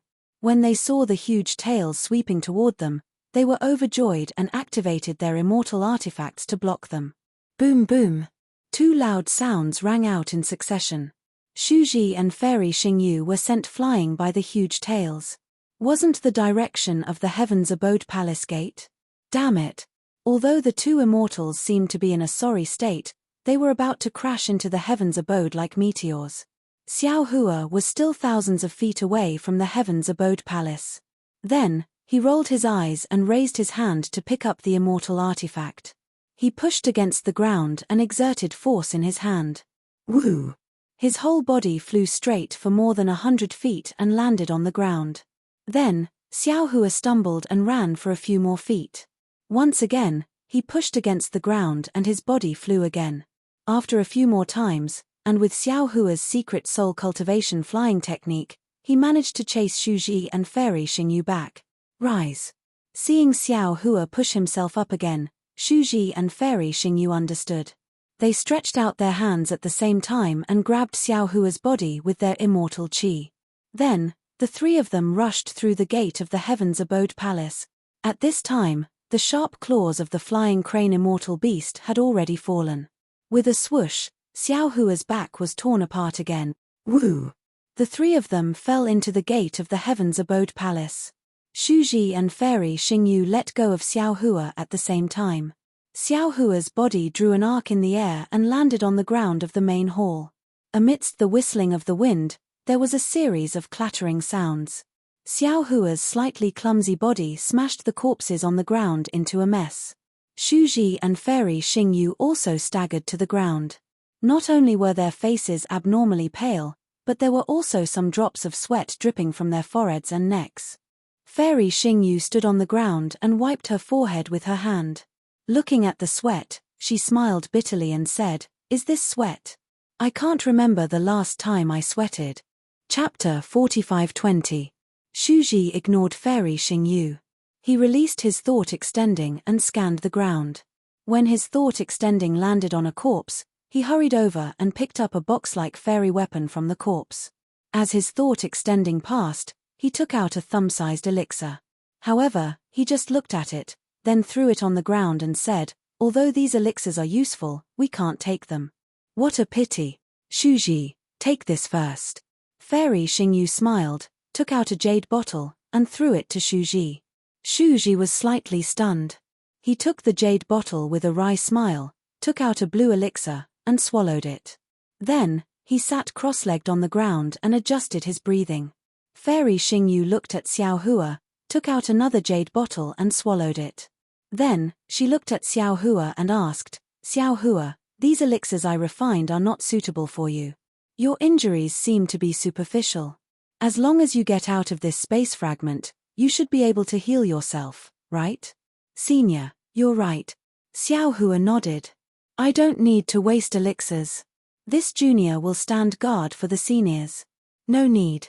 It's safe in the Heaven Mansion now." Fairy Xingyu said with a smile, "Those Nimbus immortal beasts don't dare to enter. You should rest for a while. We'll discuss." Unfortunately, before Fairy Xingyu could finish speaking, another roar of the Nimbus immortal beasts came from outside the door. Then, a gust of wind and flames rushed in from outside the door. The smaller Nimbus immortal beast was the first to rush in. "How is that possible?" Startled, Fairy Xingyu cried out, "If these flying jade immortal beasts could rush into the Heaven Mansion, the Heaven Mansion would have been in a mess. Now, there are no traces of the Nimbus immortal beasts coming in and out of the Heaven Mansion. They obviously don't dare to come in. Maybe they couldn't before." Xu Ji suddenly opened his eyes, glanced at the Nimbus immortal beasts rushing in, and said, "They didn't even dare to get close to the Heaven Mansion. Now, I'm afraid they don't have any scruples. The Heaven Mansion is going to suffer." Hiss. Although Xu Ji said Yi Qiong Heavenly Prefecture, Fairy Xingyu knew what he meant. When the three of them arrived at the Yi Qiong Heavenly Prefecture, the entire Heavenly Prefecture did not show any signs of being destroyed by the flying crane immortal beast. Clearly, the aura of the corpses of the two celestial venerables had forced them to stay away. Now that they had collected the corpses of the two celestial venerables, the aura of the two celestial venerables had disappeared. Naturally, the phalanx immortal beasts could approach the immortal mansion without fear. Although there was a restriction around the immortal mansion, it was limited to the surroundings. They didn't know how to activate the restriction in front of the door, so the phalanx immortal beasts could enter the immortal mansion. Motherfucker, even this so-called heavenly abode can't stop the flying kite immortal beast. Are we all going to die here? This shard of the celestial realm is really killing me. Xiao Hua was even more shocked, and he cursed furiously in his heart. But he didn't dare dally, and he waved his immortal artifact to greet them while he said, "Senior, quickly heal your injuries. I'll obstruct them for a while. Get out of the way." How could Xu Ji still care about healing? He hurriedly got up and shouted, "Xiao Hua, you're no match for them." As he spoke, Xu Ji raised his hand and grabbed. A shadow condensed from lightning had already passed through his hand and landed on the flying kite immortal beast. Whoosh! How could the flying kite immortal beast be afraid of this shadow? It opened its mouth and spat out a crimson pillar of fire, which collided with the palm shadow. With a boom, the pillar of fire was annihilated, and the shadow also disappeared. That powerful airflow almost flipped Xiao Hua over. Ow! At this time, behind the flying kite immortal beast, another flying kite immortal beast was obviously bigger. It seemed to be another group. Xingyue. Xu Ji raised his head and looked around, then shouted, Let's split up and rush into the heavenly abode to see if there's a restriction to avoid the flying kite immortal beast. Okay. Fairy Xingyue hesitated for a moment, then her figure flashed and flew in another direction. Senior. Seeing that Shuji was coming to save him, Xiao Hua hurriedly shouted, although I don't have any magic power, I know the art of fighting. The main hall of the heavenly abode is not like the outside. There are pillars, corridors, and other obstacles. Although the flying kite immortal beast is powerful, it may not be able to do anything to me. Senior, you'd better hurry to the depths of the heavenly abode to find a way to kill the flying kite immortal beast. Now, there are only 5 flying kite immortal beasts. We can still deal with them. If a few more come, we'll really die without a burial place. As he spoke, Xiao Hua waved his celestial artifact again, and his figure jumped into the distance. His figure was quite agile, and he was hiding behind a huge pillar. Ow! At this time, the flying kite immortal beast had already stretched out its sharp claws to grab Shuji. The other flying kite immortal beast flapped its wings and flew toward Fairy Xingyue. Okay. Shuji thought for a moment, then quickly retreated and shouted, be careful. I remember that there is a smaller hall in the depths of the heavenly abode. Go in and hide first. Crack. Just as Shuji finished speaking, the flying kite immortal beast's sharp claws had already clawed down. As Shuji dodged, the floor of the main hall was already cracked by the flying kite immortal beast's claws. Shuji looked at the entrance of the hall again, and then he flicked his finger, causing a ball of lightning to shoot out. Rumble. A huge tremor resounded, and it drew the attention of the flying crane immortal beast that was charging over from Xiao Hua, and then it urged its figure to charge towards the other side of the hall. Seeing that Shuji and Fairy Xingyue had lured the 3 flying kite immortal beasts away, Xiao Hua did not dare to be negligent. With a sweep of his mind, he put his celestial artifact into the space, and then used his soul cultivation flying technique to fly in another direction. As Xiao Hua flew, he muttered in his heart, Seniors, don't blame me for hiding it. This is a matter of life and death. If I reveal a bit of my divine ability in front of you, I will be hunted down even if I ascend to the immortal world in the future. Just as Xiao Hua approached a huge pillar, his body fell rapidly and landed on the ground. Then, he activated his soul power, and his entire body slowly straightened and changed into a square shape.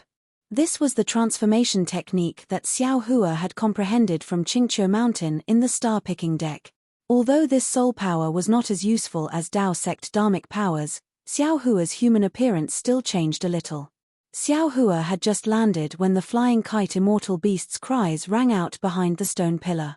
The last 2 flying kite immortal beasts also rushed into the main hall. One of them chased after Fairy Xingyue, while the other pounced on Xiao Hua. However, after the flying kite immortal beast landed, Xiao Hua's shadow was nowhere to be seen.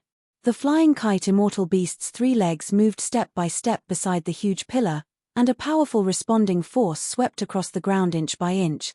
The loud footsteps caused the entire hall to shake. Damn it! Xiao Hua retracted his aura, leaving only a wisp of his consciousness outside.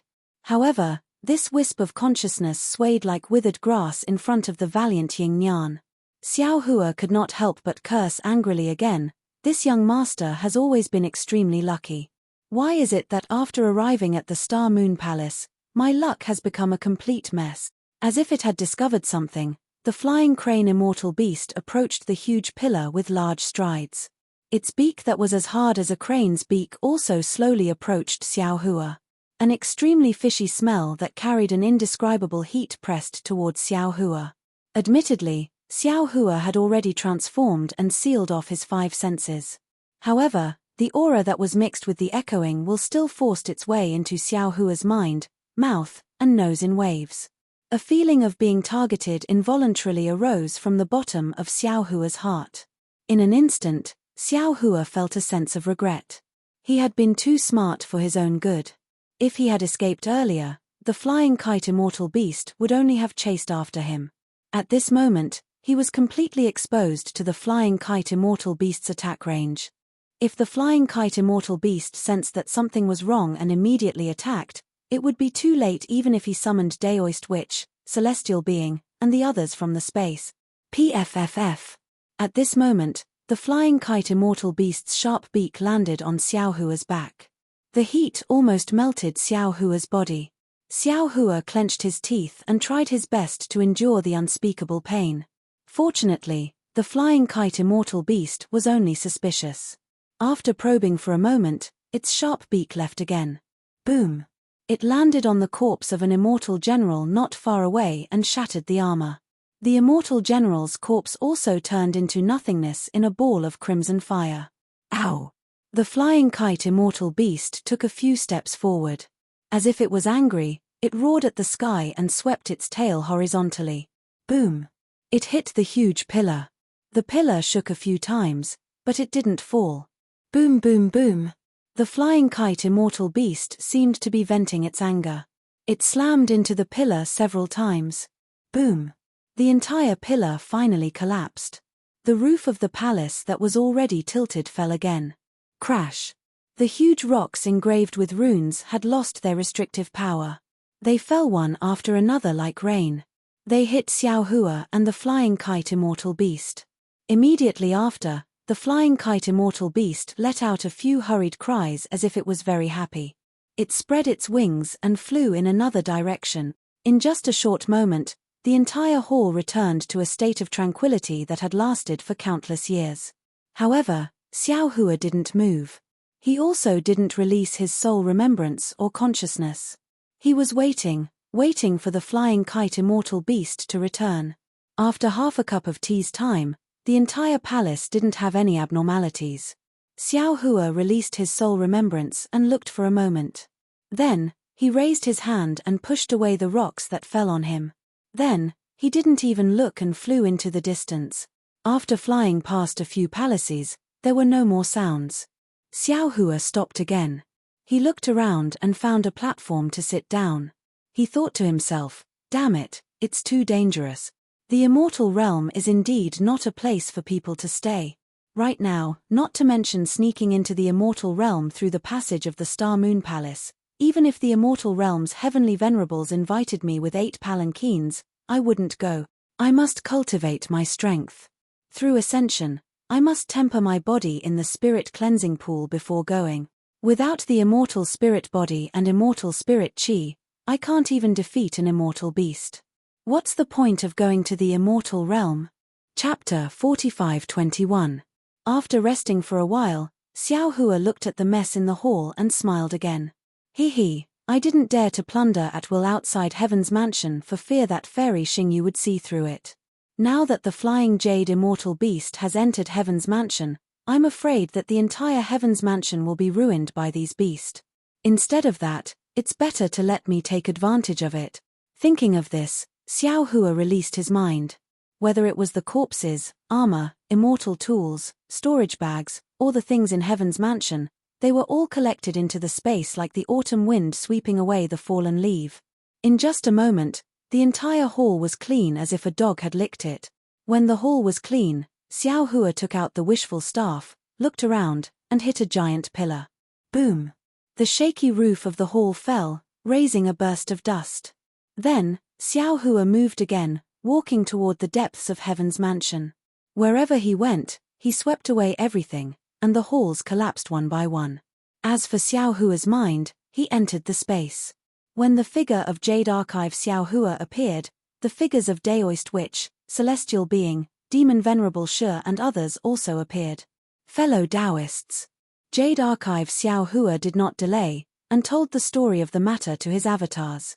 He asked straightforwardly, the situation is so urgent, do you have any good ideas? Big brother. Demon Venerable Shi shouted, I have no problem. This immortal chi conflicts with my devil chi, but I can use my means here. Forget it. Jade Archive Xiao Hua's face was black. Once the devil blade appears, there is no need to wait for me to fly to the immortal world. Shu Ji's immortal thunder will kill me. He is the punishment envoy of the punishment palace. How can he allow a cultivator with devil chi to fly to the immortal world? In that case, I can only act secretly. Daoist Witch asked faintly. Of course. Jade Archive Xiao Hua replied without hesitation. Fellow Daoist is now a taboo in the immortal world. Although I don't know the reason, We'd better not touch it. I have no problem. Celestial being said arrogantly, the immortal chi in this space fragment has no effect on me. Fellow Daoist, there's no problem. However, Jade Archive Xiao Hua still shook his head and said, however, without that white bone, fellow Daoist wouldn't be a match for this bullshit immortal beast.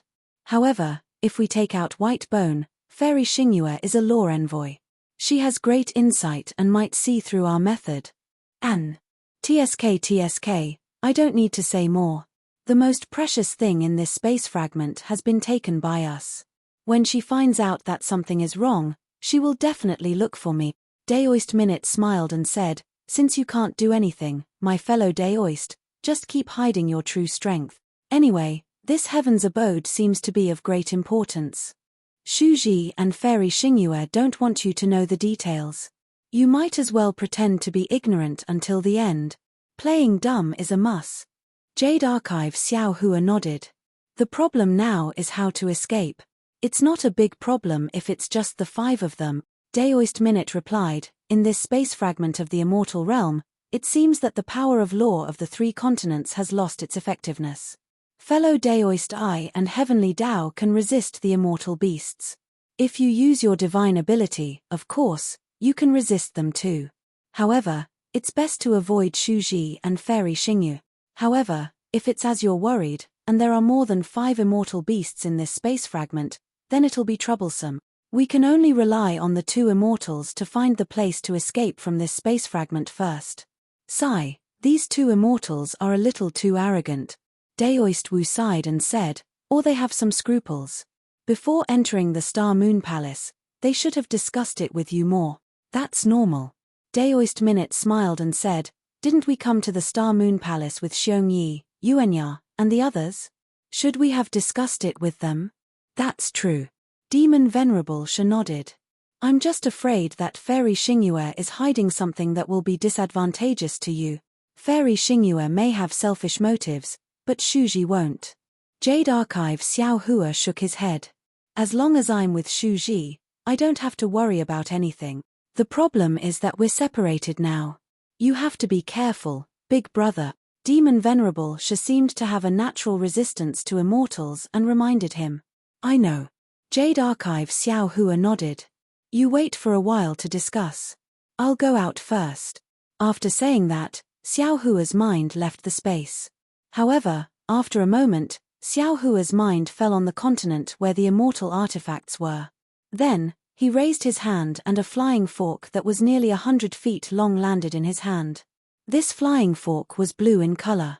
When it landed in Jade Archive Xiao Hua's hand, it still gave off a chill. Looking at the sharp tip of the flying fork, where pieces of ice appeared out of thin air, Jade Archive Xiao Hua smiled and said, this immortal artifact is of the ice attribute, which is the nemesis of the immortal beasts. We'll rely on this to kill the immortal beast. Unfortunately, even if I use all my magic power, I'm afraid I won't be able to pierce through the scales of the immortal beasts. I can only rely on Shuji for this. However, Shuji's divine ability hasn't recovered yet, so he probably won't be able to fully activate this immortal artifact. I still have to add some materials. After thinking for a while, Jade Archive Xiao Hua raised his hand and several drops of Xiantian true water floated into the air. As Jade Archive Xiao Hua raised his hand and grabbed, the Xiantian true water fell into the spikes of the flying fork. After finishing his preparations, Jade Archive Xiao Hua left the space again. However, he didn't bring the flying fork out of the space. He casually knocked over another stone pillar and the entire palace collapsed. Xiao Hua stepped into a collapsed palace. The roof of this palace was long gone. The broken pillars, some huge rocks, and the jade table all fell into the dust. Xiao Hua looked around. His mind was like quicksilver as he put the jade table, pearls, and other things into the space. Then, he turned around and looked outside the palace. Outside the palace was an even more spacious courtyard. There were many immortal herbs and immortal trees that Xiao Hua didn't recognize. Moreover, because the restrictions of the heavenly abode were damaged during the battle, these immortal trees and immortal herbs weren't protected by any restrictions at all. They looked as if they could be picked by anyone. Seeing this, Xiao Hua's eyes lit up. He flew in front of a stalk of immortal grass. Just as he was about to reach out and grab it, he thought for a moment and stopped. After thinking for a bit, his mind entered the space again. When he came out, Xiaoguo also came out. Xiaoguo's body in the immortal spiritual energy was as he expected. Her spiritwood body wasn't affected by the immortal spiritual energy and didn't have any special discomfort. Xiao Hua was overjoyed and said in a low voice, "Xiaoguo, I'll leave this place too." "Hey, Xiaoguo, what's wrong? Could it be that you can't stay in this space for a long time?" No. Xiaoguo's small body trembled like a sieve. His red face was now as white as snow. His eyes flickered with extreme fear as he looked at the top of Xiao Hua's head behind his back, stuttering as he spoke. Seeing this, Xiao Hua's heart tightened even though he didn't have any warning signs in his heart. His mind wrapped around Xiao Guo and he desperately urged his soul power. His body didn't move at all as he flew into the distance. Woo! Xiao Hua's body had just moved when a gust of wind appeared behind Xiao Hua. 3 scarlet-red claws of the flying crane immortal beast stretched out from the void and directly fell on Xiao Hua's back. Slash! Boom! Xiao Hua was indeed quick to react and left a string of afterimages in the air. However, one of the kite immortal beast's sharp claws still landed on his back. Amidst the sound, Xiao Hua's back was torn apart and his muscles were torn apart. The other 2 claws even scratched the ground and created a crack that was several meters long. At this moment, the kite immortal beast that was hidden in the void finally revealed itself and landed heavily on the ground. Damn it! Xiao Hua narrowly escaped a calamity. The sharp pain in his back pierced his heart. He angrily cursed. He knew in his heart that it was definitely him who pushed down the palace and attracted the flying crane immortal beast's attention. The flying crane immortal beast was lying in ambush in the void in advance, waiting for him to fall into its trap. If he didn't see the courtyard filled with immortal herbs and had the sudden idea to come out from the collapsed palace, he would have already been killed by the flying crane immortal beast. Looking at the flying crane immortal beast again, after its attack missed, it swept its huge tail again. At the same time, several immortal trees were broken and the space was torn apart. Xiao Hua didn't have time to put Xiao Guo into the space. He casually threw her to the ground and clenched his fists. Woo! He faced the flying crane immortal beast head-on, pu. First, there were 2 muffled sounds. Xiao Hua's fists had hit the flying crane immortal beast's tail. At the same time, boom boom boom. A series of explosions sounded. Xiao Hua's body was hit by the flying crane immortal beast's tail and flew horizontally like a meteor. In an instant, he pierced through more than 10 stone walls and disappeared after raising a cloud of dust. Oh! The flying crane immortal beast roared loudly. It seemed to be excited. It flapped its wings and its huge body also moved. It followed Xiao Hua's direction and pounced. Everywhere the flying crane immortal beast passed, more than 10 stone walls were completely destroyed by the flying crane immortal beast. That continuous palace once again collapsed with a loud bang. Whoosh! Not only that, the flying crane immortal beast rushed out 100 feet and opened its mouth again. A crimson pillar of fire shot out from the cave that Xiao Hua had pierced through. The stone walls and pillars all melted and disappeared in this pillar of fire. Roar! While the flying crane immortal beast was frantically attacking, it heard Xiao Hua's roar. Suddenly, he rushed out from behind a stone pillar and waved the wishful steel staff in his hand. Boom! It smashed into the flying crane immortal beast's claws. In the huge roar, the flying crane immortal beast's claws trembled slightly. A layer of marks on it suddenly flashed with red light. A great impact force was generated. Not only did it block Xiao Hua's wishful steel staff, but the remaining force was not exhausted. Xiao Hua's figure was sent flying upside down in mid-air. Shua! The flying crane immortal beast waved its claws very fiercely. Without waiting for Xiao Hua to fly more than 10 feet, it hit Xiao Hua's chest again. Xiao Hua's body collapsed and his whole figure was once again sent flying like gravel. Chapter 45-22. Roar! The flying crane immortal beast's figure flashed, leaving behind a string of afterimages as it chased after Xiao Hua. This time, its tail pierced towards Xiao Hua's chest from the bottom. At the tip of the tail, a sharp cone-like protrusion flashed with red light. Even the space was about to be burned into fragments by the red light. Although Xiao Hua's figure was unbalanced in the air, his expression changed greatly when he saw the flying crane immortal beast's tail piercing towards him. His entire body curled up in the air, and a vortex of after-images bloomed in the air. The flying crane immortal beast's tail pierced into one of the vortexes. Whoosh! At the same time, Xiao Hua's figure appeared in another place. He did not stop at all, and like flowing water, he rushed into the flying crane immortal beast's body.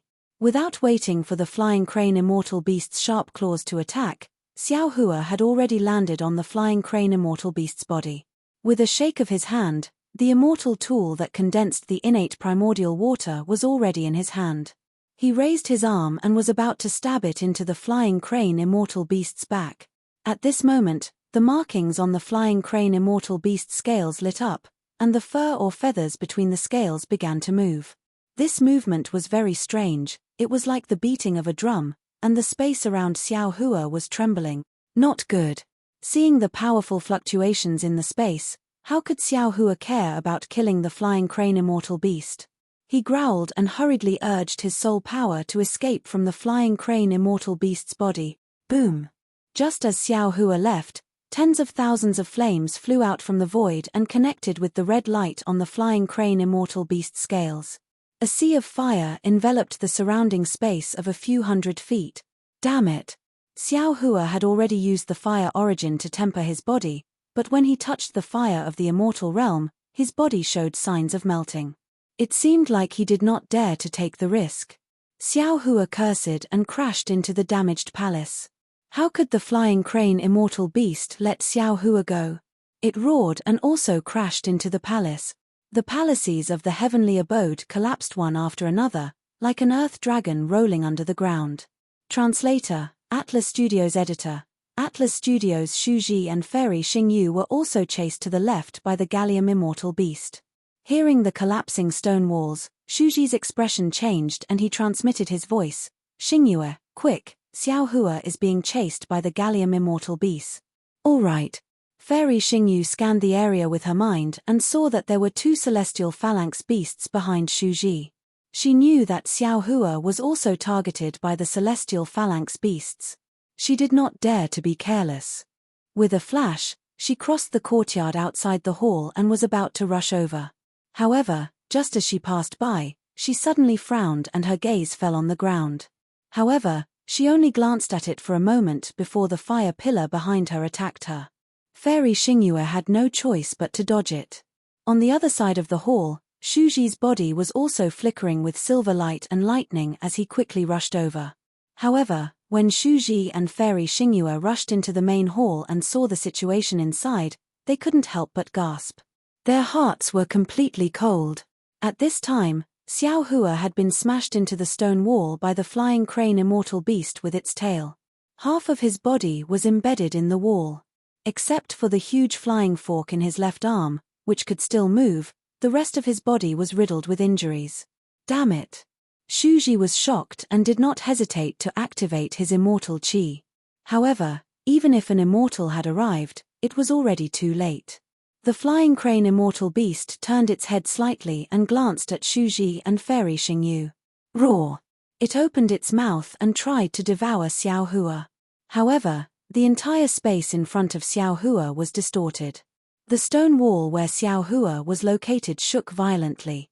Everything was covered by the devouring power of the flying crane immortal beast. Xiao Hua's hands and feet were also swaying in the wind like withered branches. At this moment, Xiao Hua suddenly moved. He waved the flying fork in his left hand, and the huge flying fork flew into the flying crane immortal beast's mouth faster than a meteor. Unsurprisingly, the flying fork fell into the flying crane immortal beast's mouth along with some gravel. As soon as the flying fork fell in, the flying crane immortal beast was shocked, as if it had sensed something. Without any hesitation, the phalanx immortal beast let out a deep roar as a crimson flame burst out of its mouth. It would have been fine if the flame had not been born. As soon as it was born, a huge explosion came from the flying crane immortal beast's body.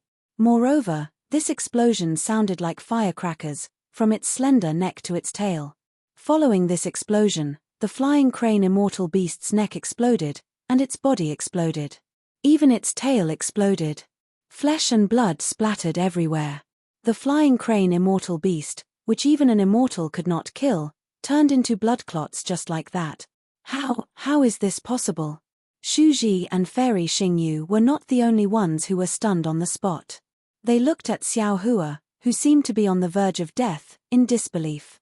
Even the 4 flying crane immortal beasts stopped in mid-air, not knowing what to do.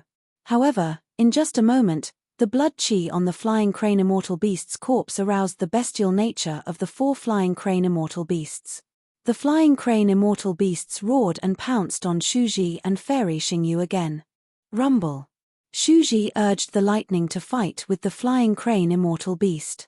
Fairy Xingyu also waved the star saber and the moon saber to resist. For a moment, there was chaos, and no one paid attention to Xiao Hua. Damn it, I finally found the flying crane immortal beast's weakness. Xiao Hua could have escaped, but at this time, he was indeed a little weak and numb, so he simply hid on the stone wall and pretended to be dead. His mind had already entered the space. On one hand, he was looking for an ice-type immortal weapon, and on the other, he was refining the innate primordial water to the sharp points of the immortal weapons. After refining the 4 immortal weapons, Xiao Hua naturally couldn't give them to Shu Ji and Fairy Xingyu in front of them. He just threw the 4 immortal weapons far away, waiting for an opportunity to remind them. Just as Xiao Hua was thinking about how to open his mouth, the 4 flying jade immortal beasts suddenly stopped. Then, they raised their heads and looked towards a certain direction at the same time. Finally, they let out a few cries in unison and spread their wings. They actually abandoned Shu Ji and Fairy Xingyu and broke through the roof of the heavenly abode. They flew into the sky and disappeared in a moment. Phew! Xiao Hua let out a long breath, feeling as if he had just survived a disaster. As Shu Ji rushed into the sky, he released his spiritual sense to investigate and ordered Fairy Xingyu to rescue Xiao Hua. Fairy Xingyu pulled Xiao Hua out of the stone wall. Xiao Hua took the opportunity to fall to the ground like a pile of mud. He looked at Fairy Xingyu and said, "Elder sister, you'd better not save me. Let me die. This space fragment is already so dangerous. Even the immortal beasts in your immortal realm are so powerful. How can we go to the other space fragments?" Fairy Xingyu also put away her previous smile and nodded. "You're right. This space fragment is really too strange. This Star-Moon Palace is also different from what we thought before. Then we should retreat first and go to the other space fragments. Can't we?" Xiao Hua suggested. "Instead of retreating, it's better to go forward." Fairy Xingyu answered without hesitation. At this time, Shu Ji landed and said in disbelief, "These flying crane immortal beasts really left. It's really strange." "There's nothing strange about it," Fairy Xingyu replied. "There are only 2 possibilities. First, there are not only 5 flying crane immortal beasts in this space fragment, but also other flying crane immortal beasts in group. And this possibility is very high. I remember that flying crane immortal beasts always appear in groups. Second, the 4 great families and the great demons of the demon clan have also stepped into this space fragment. They have many people and are weak. Naturally, they will be easily discovered by the flying crane immortal beast. No matter what the possibility is, now that the flying crane immortal beasts have indeed left, we should quickly find the location of this space fragment," Xiao Hua urged. Hearing this, Shu Ji looked at Fairy Xingyu. Fairy Xingyu smiled bitterly and said, "The space fragment and the meteor belt seem to be opposite from each other from the outside. However, inside the space fragment, these 2 positions don't necessarily have to be opposite. And no one knows where this position is. Sometimes it's at the top of a mountain, sometimes it's at the seaside, and sometimes it's in a cave. However, this place usually has the power of the stars and moon seeping out. I can use the star shuttle to find the approximate location. Big sister, hurry up and activate it."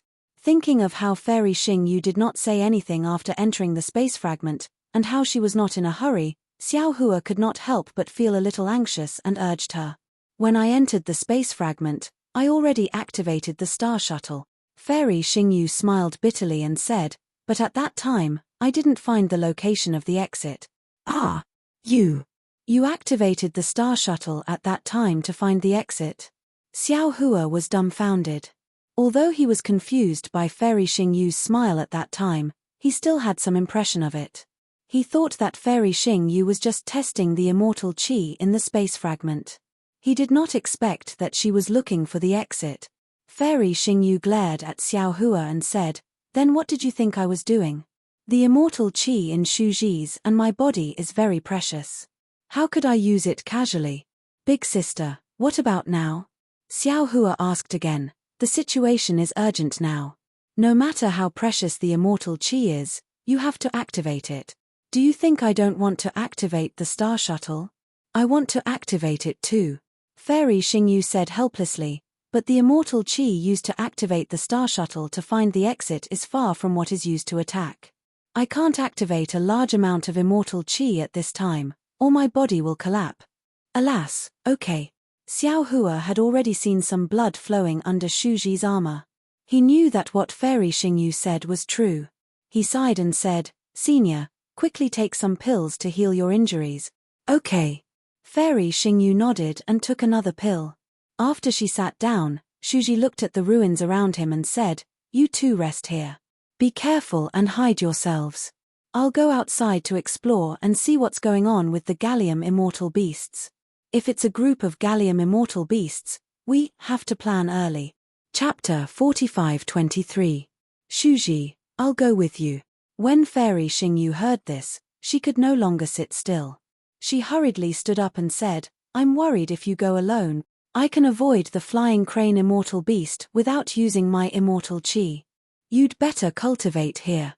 Of course, Shuji didn't want Fairy Xingyu to follow him. Fairy Xingyu said again, I don't need to cultivate with my injuries.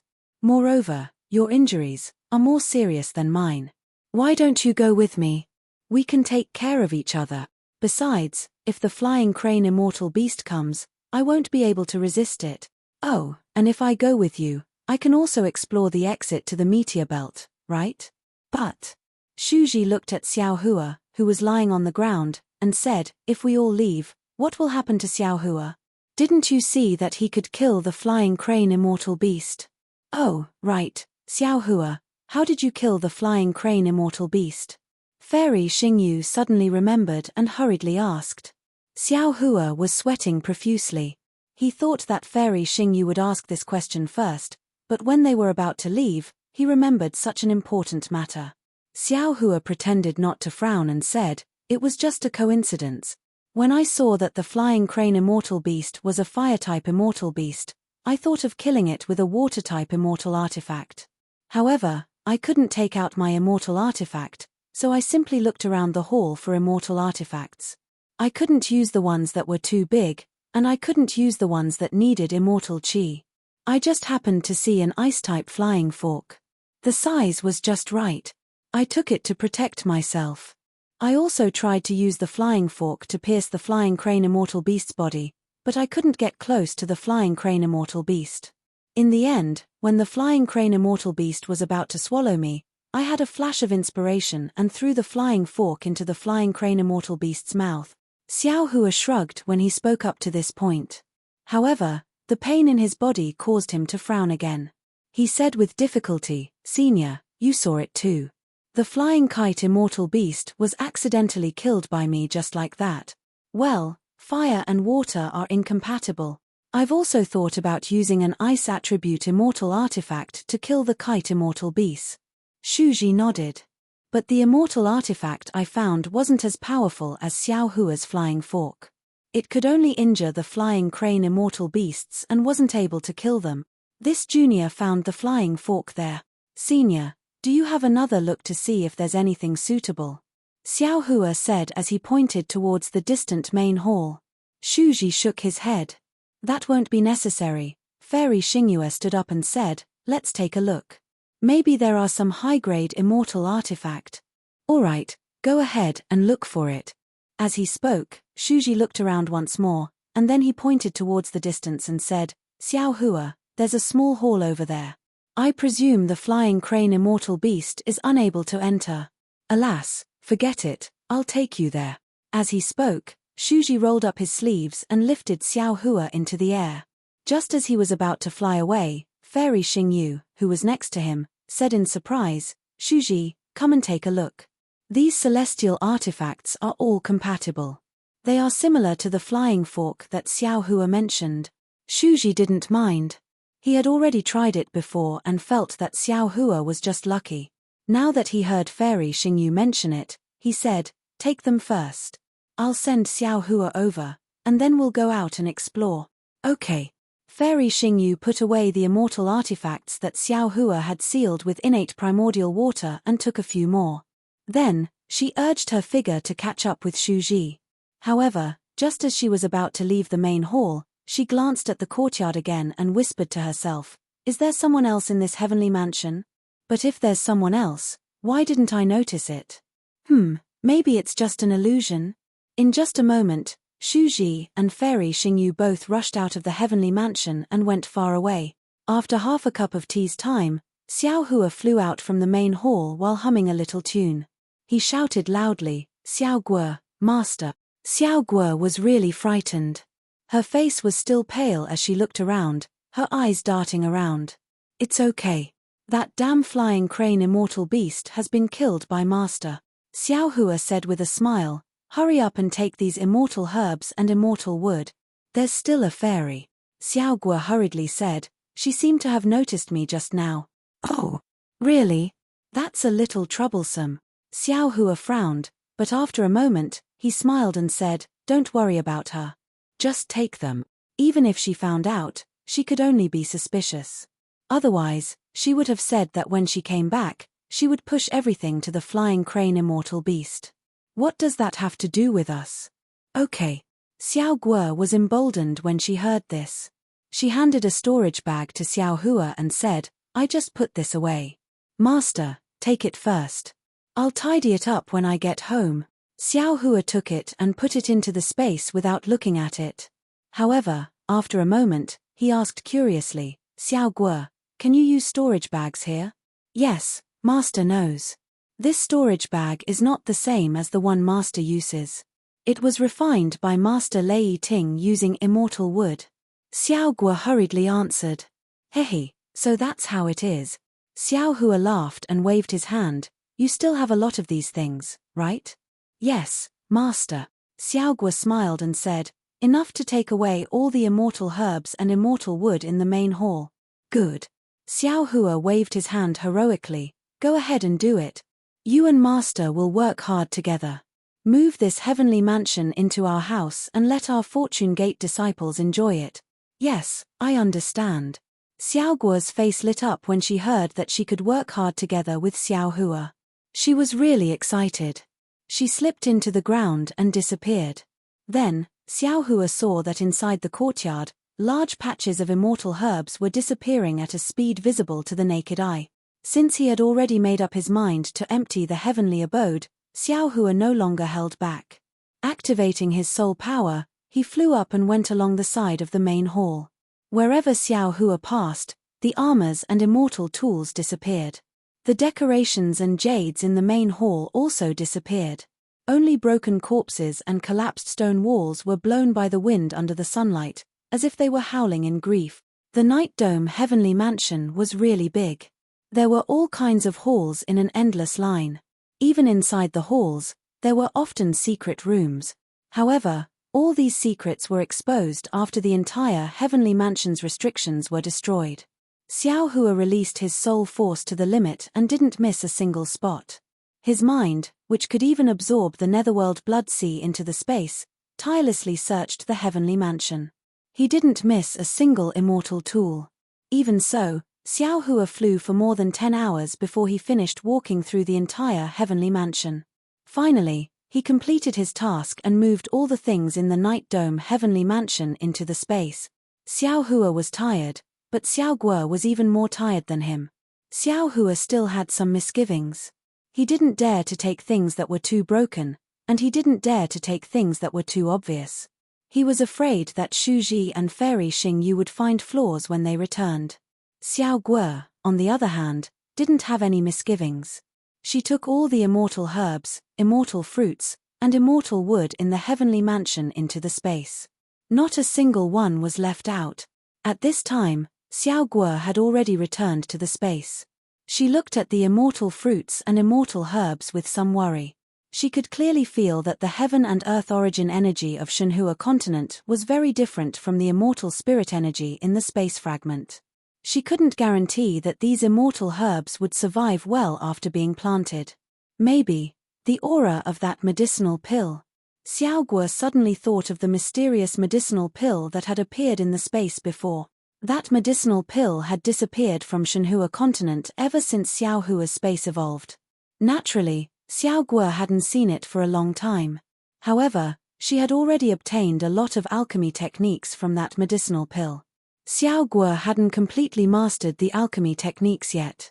At this time, when Xiao Guo saw these immortal woods, she naturally associated them with the aura of the mysterious gold core. Xiao Hua naturally didn't know about Xiao Guo's distress. He casually strolled around and finally arrived at a majestic hall. There were many things in this hall, but as soon as Xiao Hua entered the hall, his gaze was immediately attracted to a throne in the hall. Although this throne seemed to have been split into two halves by a sword, it seemed to be hidden in the void and also seemed to be towering over the throne. A kind of unforgettable will emerged from this throne. This will was like the center of the heavenly palace, making Xiao Hua feel that it was difficult to approach. When his gaze landed on it, it was as if he was looking at an incomparably huge mountain. Xiao Hua had never seen Immortal Emperor Go Chen's throne, nor had he seen Mahavira Kanna's 9-grade lotus platform. However, he had seen the dragon thrones of the dragon palaces of the 4 seas. Those 4 dragon thrones added together were probably not comparable to the jewel on this throne. Since even Shu Ji and Fairy Xingyue could not get close to the throne, Xiao Hua naturally could not. Xiao Hua shifted his gaze away from the throne and looked at the plaque on the jade wall behind the throne.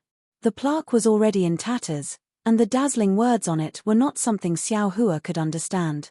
When his gaze landed on it, the words had already turned into a dazzling color that did not form a word.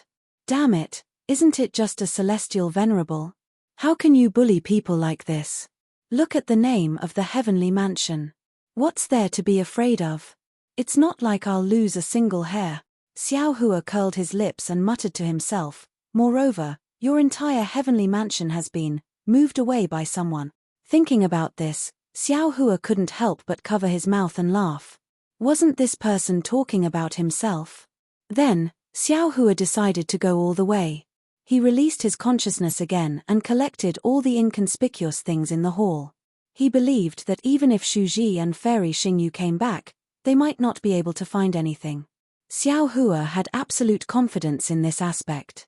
After cleaning the hall, Xiao Hua turned around and prepared to leave. However, just as he turned around, his gaze fell on the milky white plaque unwillingly. He pinched his chin, and there was a little embarrassment in his eyes. It seemed that he was angry because he couldn't move the entire hall away. After a while, Xiao Hua raised his right hand and pointed his thumb between his eyebrows. He whispered, "Open." A dark green brilliance flashed between his eyebrows, and the delusion breaker Dharma eye opened. Then, Xiao Hua sucked in a breath of cold air. Hiss.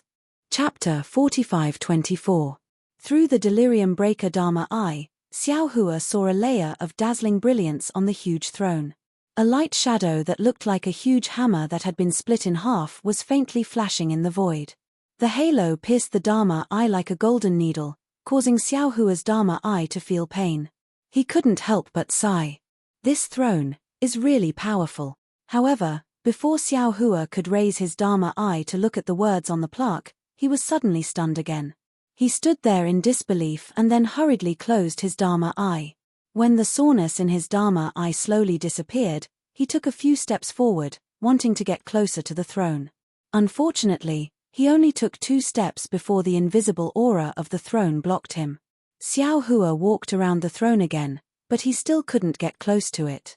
When he reached the side of the hall, Xiao Hua opened his Dharma eye again. Sure enough, at the bottom of the throne that looked like a hammer, a golden square light shadow the size of a fist appeared in his eyes. This light shadow was like a candle flame in the wind, flattened and swaying for a while. Most of the time, it was covered by the light of the throne. If not for the delirium breaker Dharma eye, he definitely wouldn't have been able to see it. Imperial Jade Seal. Golden Seal. Seeing the light shadow instantly fill up and become a square body, Xiao Hua suddenly came to his senses and thought of the Imperial Jade Seal and Golden Seal he had obtained from the two corpses. Damn it. Xiao Hua was a little hesitant. After all, so much time had passed. Shu Ji and Fairy Xing Yu could come back at any time. Moreover, if he took out the Imperial Jade Seal and Golden Seal, who knew what kind of aura or abnormality there would be? If he accidentally fell into the trap, wouldn't everything before be for naught? I'd better go. Xiao Hua thought for a moment and said to himself, this is the Yi Qiong heavenly abode. Although Fairy Xing Yu and Shu Ji didn't say which big shot lived here, looking at the extravagance of this heavenly abode, it's not an ordinary immortal. I'd better. Thoughts were just thoughts. If the moneygrubber Xiao Hua stopped now, he wouldn't be Xiao Hua. After hesitating for a moment, Xiao Hua observed the light shadow again. Fortunately, there were still some differences between the Imperial Jade Seal and the Golden Seal. In a moment, Xiao Hua already knew that the owner of the Imperial Jade Seal was the owner of this heavenly abode. Therefore, Xiao Hua first released his soul sense to check if there were any strange movements nearby, then hurriedly took out the Imperial Jade Seal. As soon as the Imperial Jade Seal appeared, it immediately emitted a milky white halo. This halo also took the shape of a hammer. Xiao Hua held the Imperial Jade Seal, and the halo blocked the aura of the throne. Xiao Hua effortlessly walked to the front of the throne. The shadow of the Imperial Jade Seal was below the throne. Although the throne was split into two, Xiao Hua was still unable to move the throne away. Xiao Hua released his consciousness. The entire throne was heavier than a mountain, and he couldn't collect it. Xiao Hua looked again. The right hand of the throne was on a square shelf. Xiao Hua did not hesitate to place the Imperial Jade Seal on the shelf. Shua. As the Imperial Jade Seal fell, a milky white brilliance immediately emerged from the throne, spreading all around the heavenly abode. Although Xiao Hua couldn't see it clearly, he could sense that layers upon layers of profound restrictions were slowly being activated, and the entire heavenly abode began to slowly shake. Motherfucker! Xiao Hua panicked and shouted, I didn't want to activate the restrictions of the heavenly abode. With this, no matter how stupid Shu Ji and Fairy Xing Yu are, they will know that I did something. Helpless, Xiao Hua hurriedly released his consciousness to put the throne back into the space. Unfortunately, the throne was still as steady as a mountain, not moving at all. Xiao Hua was helpless. He hastily picked up the Imperial Jade Seal again. Strangely, when he picked up the Imperial Jade Seal again, swoosh. The Imperial Jade Seal glowed brilliantly and landed on the throne. The enormous throne immediately transformed into a ray of light and shadow. Following Xiao Hua's silent chant, receive, receive, receive, it fell into the Imperial Jade Seal. With the throne gone, only an empty space was left. Naturally, the naked eye still couldn't see the shadow of the Imperial Jade Seal. Xiao Hua opened his delirium eyes and looked at the shadow, waiting for the shadow to fill up into the shape of the Imperial Jade Seal again. At the same time, he was burning with anxiety. His soul sense swept the surroundings of the heavenly abode, fearing that Shu Ji and Fairy Xing Yu would return at this time. In just half a cup of tea's time, in Xiao Hua's eyes, a day passed like a year. Seeing the shadow gradually take shape, Xiao Hua didn't hesitate to put the Imperial Jade Seal in the shadow. Boom! At the place where the Imperial Jade Seal landed, the light and shadow suddenly exploded. It was as if a huge hammer had filled the entire hall. Xiao Hua's lower eye seemed to have been pierced by a sharp sword. A burst of intense pain came, causing him to hastily close his eyes. When he opened his eyes, he saw a bright light like the scorching sun in front of him.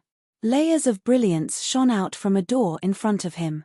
Under the brilliance of this light, his body became transparent. Since he had already reached this point and made such a big movement, Xiao Hua didn't have time to regret it. He stepped into the door. Heavens! Xiao Hua, who had always expressed his surprise with holy shit, actually shouted holy shit now. These 2 words were enough to express his feelings. Because, just inside this door, there was another huge space. Inside the space, there were many armors, immortal weapons, war chariots, and other things neatly arranged.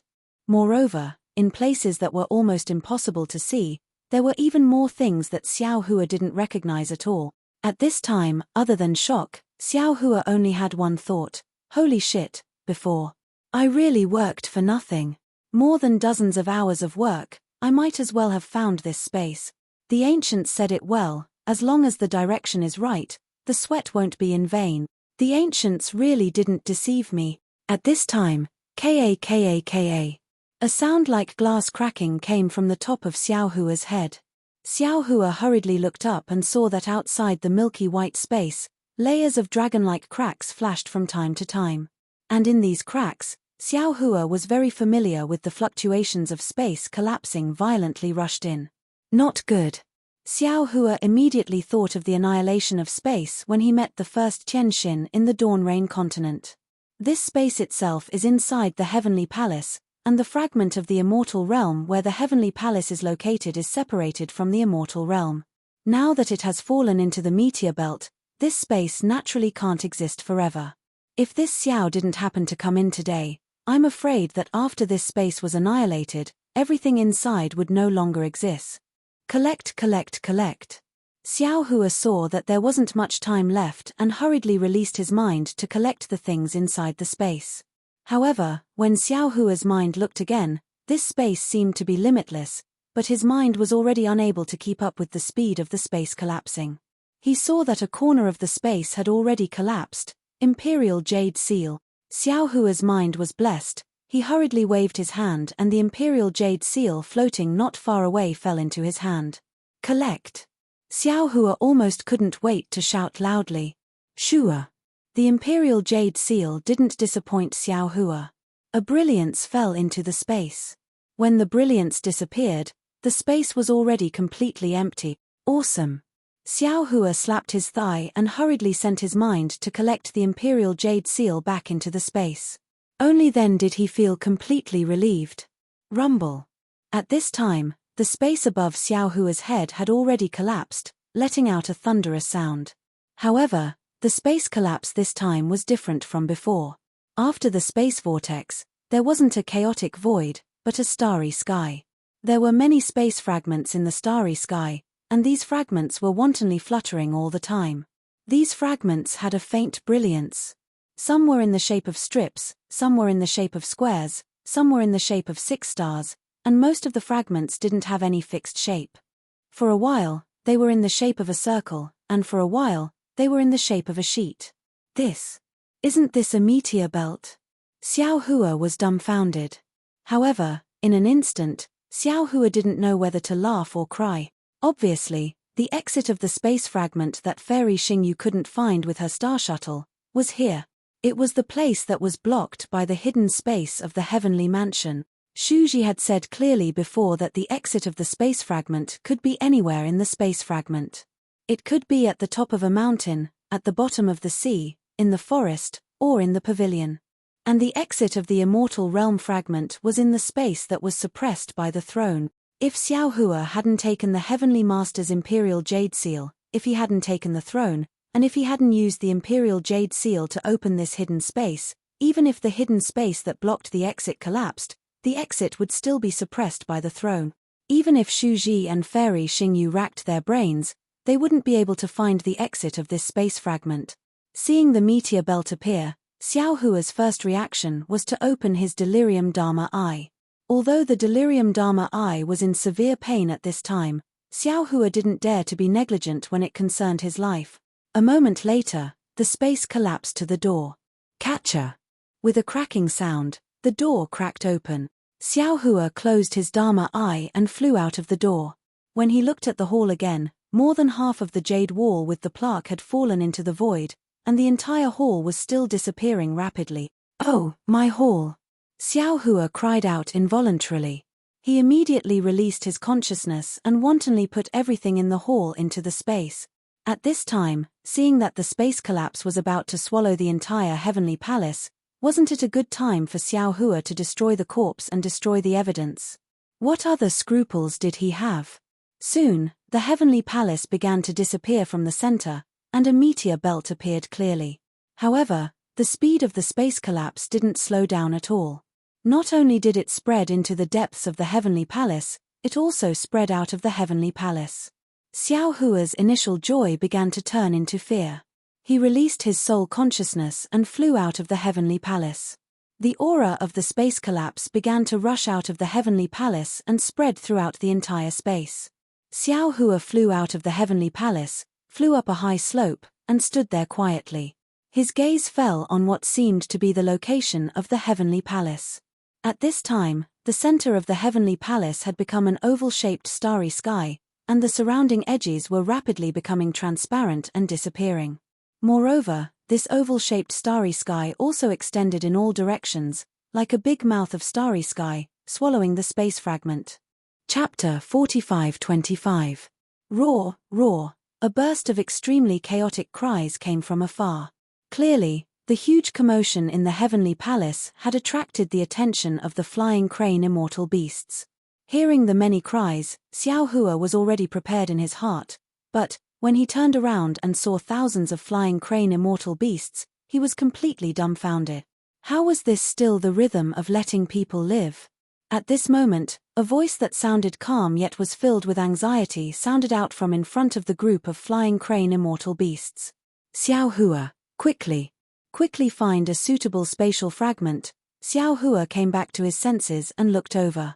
He saw that in front of the ferocious flying dagger immortal beasts, there was actually a flying boat. Shu Ji and Fairy Xingyue were standing on it. Behind the two of them, there were many figures. However, Xiao Hua could hear Shu Ji's voice clearly. Okay. Xiao Hua responded and was about to fly up. His heart skipped a beat. He withdrew his soul power and ran down the mountain. Although he looked vigorous, he was still far from flying. Senior. Xiao Hua acted very well. He raised his head and shouted, "I can't fly. Come and pick me up." Of course, Xiao Hua did not use his soul power when he shouted. As for whether Shu Ji could hear him, only God knew. Shu Ji could not hear what Xiao Hua was saying, but he already understood when he saw Xiao Hua dancing on the hillside. Shu Ji turned to Fairy Xingyu and said, "Xingyu, get ready to activate the star shuttle and find a suitable spatial fragment." Yes. Fairy Xingyu raised her hand and took out her star shuttle. However, when she was about to activate her immortal spiritual energy, she smiled bitterly and said in a low voice, "I've already used up too much immortal spiritual energy when I fought the flying crane immortal beast earlier. I can't even activate the star shuttle now." Okay. Shu Ji nodded. He looked up at the meteor belt in the distance and said, "You can use your experience to find a spatial fragment to enter first. I'll go and save Xiao Hua first." Okay. Fairy Xingyu nodded. She looked down at the flying boat under her feet and said, "With the Dongfang family's celestial imperial equipment, we will have some assurance when we enter the meteor belt. As long as there is no celestial kite beast in the space fragments that fall, there shouldn't be any problems." Dongfang Yushan. Shu Ji did not say anything more to Fairy Xingyue. He turned his head and said to a Confucian cultivator standing respectfully in the distance, "You will control the flying boat for me." This.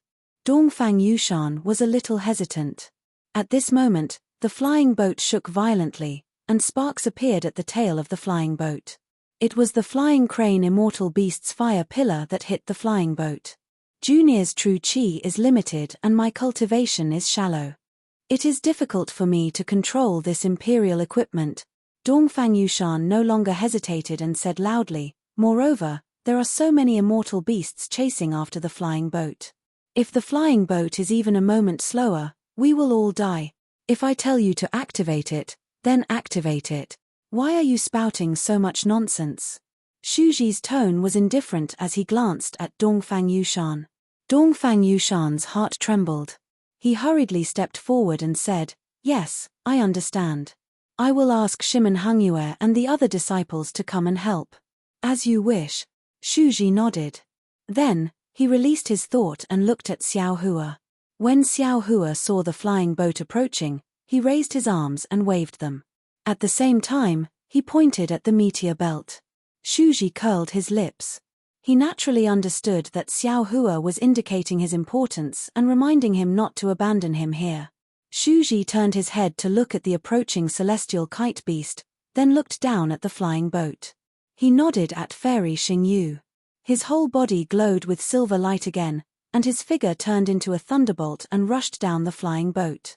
When Dongfang Yushan, Shimen Hongyue, and the other disciples of the four great families saw the silver light flashing on Shuji's body and the immortal's pressure, there was not much surprise in their eyes. They only had one thought in their minds, and that was to report to their sects as soon as they returned from Star Moon Palace. On these 3 continents, there were immortals from the immortal world, and there was more than one immortal. Shuji descended from the flying boat, turning into an arc in the sky as he flew towards Xiao Hua. Seeing that he was still several hundred feet away, Shuji raised his hand and made a grabbing motion. Catcher! A layer of blue lightning appeared in the void around Xiao Hua. This lightning was like a giant hand, grabbing Xiao Hua in an instant. Then, Shuji's figure flashed, and he charged towards the sky again. In just a moment, the flying boat in the sky had already passed over Shuji's head. Shuji and Xiao Hua were exposed in front of thousands of celestial kite beasts again.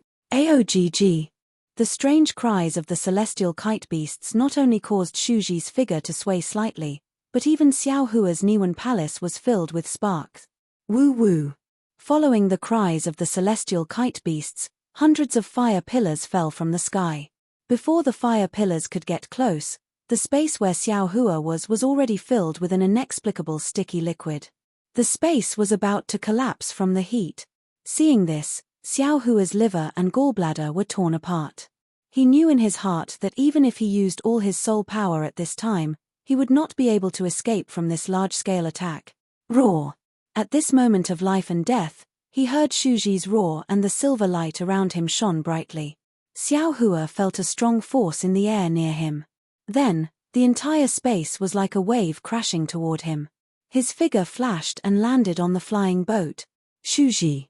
Before Xiao Hua could stabilize himself, Fairy Xingyu's voice sounded, her tone full of panic. It's okay.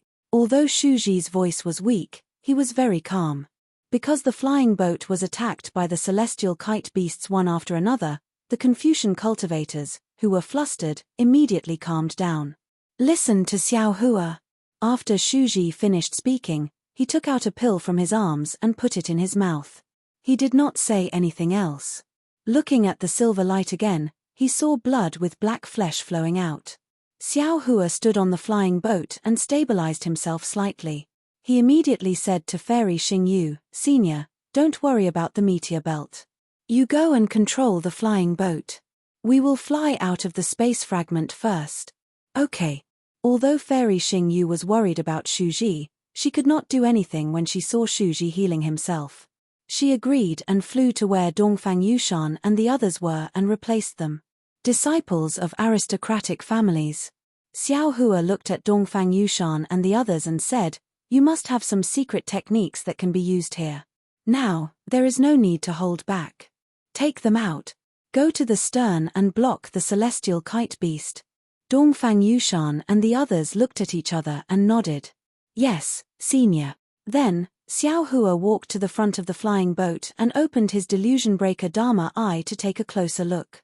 Previously, under the attacks of the celestial kite beasts, the defense of the stern of the flying boat had been broken, and the entire flying boat was shaking. At this time, Fairy Xingyu stabilized the flying boat. Although its speed did not increase, with the help of many Confucian cultivators, the flying boat finally stabilized. Senior, that triangular fragment. Xiao Hua looked at it for a few seconds and pointed to a space fragment in the middle of the distance without hesitation. Fairy Xingyu was slightly stunned. She said in a low voice, Xiao Hua, according to my previous experience, the oval-shaped space fragment furthest away is the most suitable. Then there is the linear fragment on the left. That triangular fragment. Although the distance is suitable, it is the most dangerous one. We are all seriously injured now. We can't take the risk. Senior, listen to me. Although Xiao Hua said senior, his tone was unquestionable. He replied without hesitation. Fairy Xingyu frowned and reminded him, Xiao Hua, I know you can see some clues, but I also have a magical power that you don't know about. I think the oval-shaped fragment is the best. Senior Shu said to listen to me. Xiao Hua's tone was firm. There was no room for negotiation. Fairy Xingyu glanced at Shu Ji, who was sitting in the distance, and her heart ached. She instantly understood why Shu Ji had not let her control the flying boat when he had come out, and why he had not let the Confucian cultivators of the Dongfang family go to the stern to resist the celestial kite beasts. Forget it. At most, I will die here. Fairy Xingyu was a little sad. She thought to herself, when I encountered the thousands of celestial kite beasts, didn't I also want to die? Now that this meteor belt has inexplicably appeared, I have a chance of survival. Why should I be so stubborn? After Fairy Xingyu admitted defeat, the flying boat began to adjust its direction. Although Xiao Hua did not look at Fairy Xingyu, he raised his eyebrows slightly when he saw the flying boat adjust its direction. He was a little surprised, because he was still waiting for Fairy Xingyu to get angry. At this time, the huge heavenly mansion had completely disappeared. The whole earth seemed to have been torn apart by a big hand. Moreover, the tearing force of this big hand was getting stronger, and the speed of the earth cracking was getting faster. Seeing a faint golden light appear in his Dharma eye, Xiao Hua understood that the golden light was the boundary of this space fragment. As long as the flying boat rushed out of this boundary, it would be considered as completely escaping from this murderous fragment of the immortal realm. Boom! At this time, the flying boat shook violently again. More than a dozen celestial kite beasts broke through the attacks of the Confucian cultivators and directly attacked the flying boat. Senior. Xiao Hua was anxious. Put in more effort. It's easy for you to say that. Fairy Xingyu glared at Xiao Hua and said, You hid in the heavenly mansion to rest. I fought my way back with Shu Ji. Yes. Senior, you have worked hard. Xiao Hua said with a smile, Aren't we at the end? We are just one step away. What are you talking about? Is this how you talk to your senior? Fairy Xingyu seemed to be a little angry. Xiao Hua suddenly realized that it was inappropriate to say this in front of Fairy Xingyu. He unconsciously stuck out his tongue and did not dare to say anything more. Awoo! At this time, the cries of two celestial kite beasts sounded from both sides of the flying boat. Fairy Xingyu was shocked and did not dare to say anything more to Xiao Hua. She hurriedly urged the flying boat to rush into the ground. Chapter 45-26. Good. Seeing the flying boat pass through the golden light, Xiao Hua's heart immediately calmed down. He secretly cheered, but just as he was about to open his mouth, he heard a woo. Two more beast cries rang out. The two immortal kites actually broke through the golden light and pounced towards the flying boat at the same time. Damn it! Xiao Hua was surprised, but he did not panic. True Qi flowed out of his body as he waved his arms outside the flying boat. Two huge fists appeared in front of the flying jade immortal beast's sharp claws. The golden fist met the sharp claws of the flying crane immortal beasts. Boom boom! Two loud explosions sounded. At the same time that the golden light shattered, the two flying crane immortal beasts were also sent tumbling away.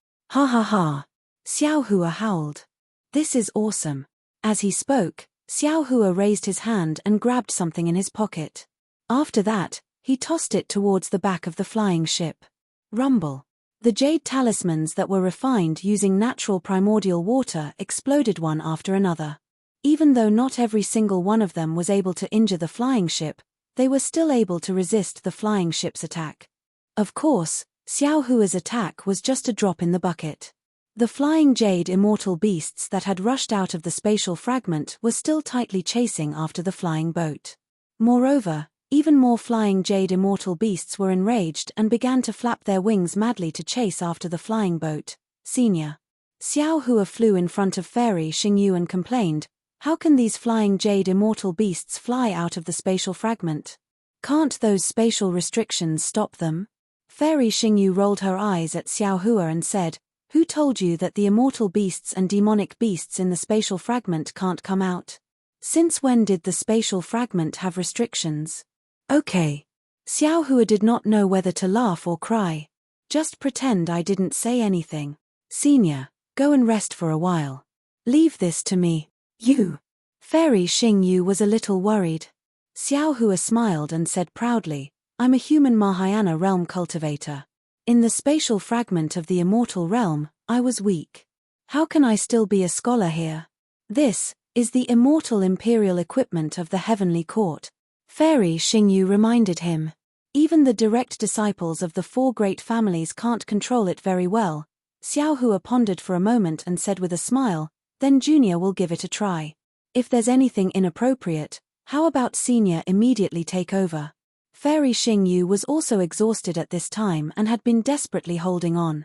Although they had already rushed out of the fragment of the immortal realm, the flying boat had already fallen into the meteor belt and there were thousands of immortal phalanx beasts chasing after them. Xiao Hua was the only Daoist Grand Ascension stage cultivator on the flying boat who was not injured, so who else could she rely on but him? Come on. Fairy Xing Yu nodded. However, she didn't dare to withdraw her celestial qi. She still kept half of it. Xiao Hua stood where Fairy Xing Yu was and looked around. The flying boat was in imminent danger. Not to mention that the defense of the entire flying boat had been breached, the flying jade immortal beasts near the flying boat had also begun to accumulate power, preparing to spit out fire pillars. The corners of Xiao Hua's mouth curled up as he activated the 5 Qi unification genuine Qi in his middle dantian. Boom! As the golden light around Xiao Hua shone brightly, 5 colored clouds rushed into the flying boat under his feet like a waterfall. Buzz, buzz, buzz. The entire airship let out an ear-piercing roar. Then, on the airship, with Xiao Hua as the center, 5 colored rings of light rotated like a windmill. In just a moment, the entire airship was dyed red. Shua! Like the finishing touch of a divine brush, 5 colored clouds rushed out from both sides of the airship and instantly protected the airship. Boom! At this moment, another flying jade immortal beast pounced from the bottom of the flying boat and the fire pillar hit the flying boat. As soon as the fire pillar came into contact with the flying boat, the 5 colored clouds immediately dissipated. However, as the fire pillar was annihilated, the clouds continued to surge and quickly protected the flying boat. Roar! The flying jade immortal beast roared and flew again, smashing its huge tail at the flying boat. Unfortunately, as soon as it swung its tail, the flying boat flashed past and rushed out faster than light. Where the tail landed, the flying boat was nowhere to be seen. Boom! The flying jade immortal beast's tail did not miss. It hit another flying jade immortal beast that swooped down on the opposite side. Caught off guard, the flying jade immortal beast was shot down 1,000 feet. It was only 1,000 feet, but life and death were decided. The invisible boundary hurricane blew down and slashed diagonally on the flying jade immortal beast's tail. The huge tail flashed with crimson light and layers of marks appeared. As soon as the marks appeared, they quickly dispersed and clusters of runes rushed out. Boom! In the void, an inexplicable aura gushed out. However, as soon as this aura appeared, it was blown away by the boundary hurricane. Then, with a crisp cracking sound, the flying jade immortal beast's tail broke into several pieces. Roar! The flying jade immortal beast seemed to be in pain and lost its balance. It spread its wings again and wanted to fly up. Unfortunately, as soon as the wings landed, the boundary hurricane came out again. With a loud rumble, the wings that were almost bone were also broken. The flying jade immortal beast fell diagonally into the hurricane. Whoosh whoosh whoosh. Faint sounds of wind could be heard as the kite immortal beast howled in pain. Its powerful body seemed to have been pinched by a giant hand, and its bones were crushed one by one. When the kite immortal beast's body was completely crushed, it fell another few thousand feet and was hit by an even fiercer realm storm. Ow!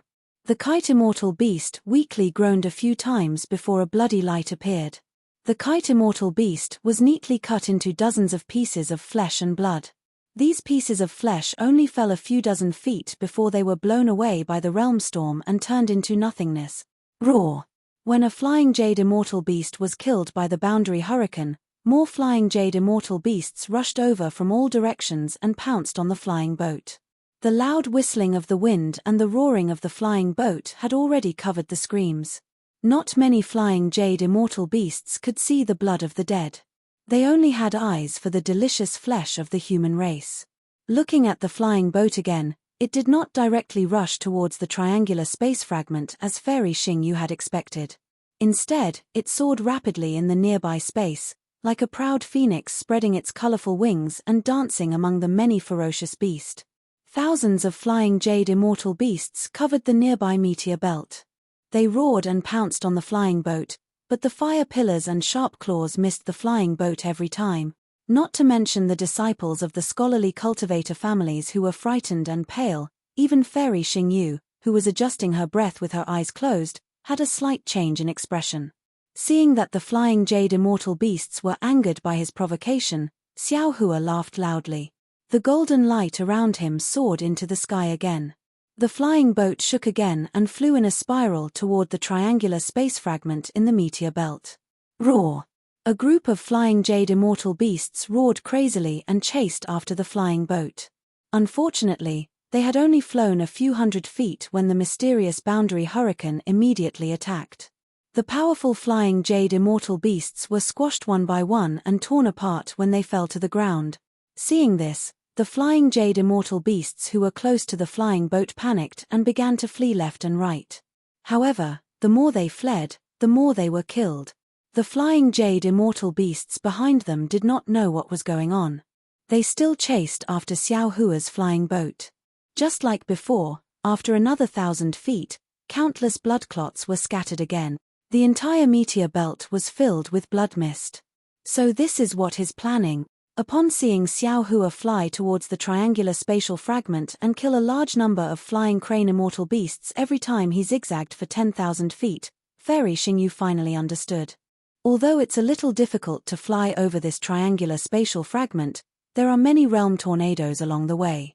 The thousands of flying jade immortal beasts will chase us endlessly.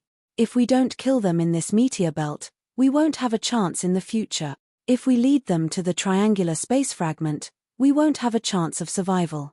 Even the triangular space fragment will become a land of death in the future. However, thinking of this, Fairy Xingyu deliberately turned her head and saw that the fragment of the immortal realm had turned into several irregular fragments. These fragments were still splitting and shrinking. It wouldn't be long before they completely turned into stardust and disappeared in the meteor belt. However, if these flying jade immortal beasts don't fly out of the space fragment, I think. Alas, there's nothing to think about. These flying jade immortal beasts are ferocious beasts in the immortal realm. They are extremely powerful and have the power to fly out of the space fragment. If they are lucky enough to fly to the other side of the meteor belt, I'm afraid all the human clan cultivators and great demons of the demon clan will be killed. While Fairy Xingyu was thinking, Xiao Hua steered the flying boat and flew for more than 10,000 feet. At this time, the flying boat was much closer to the triangular space fragment.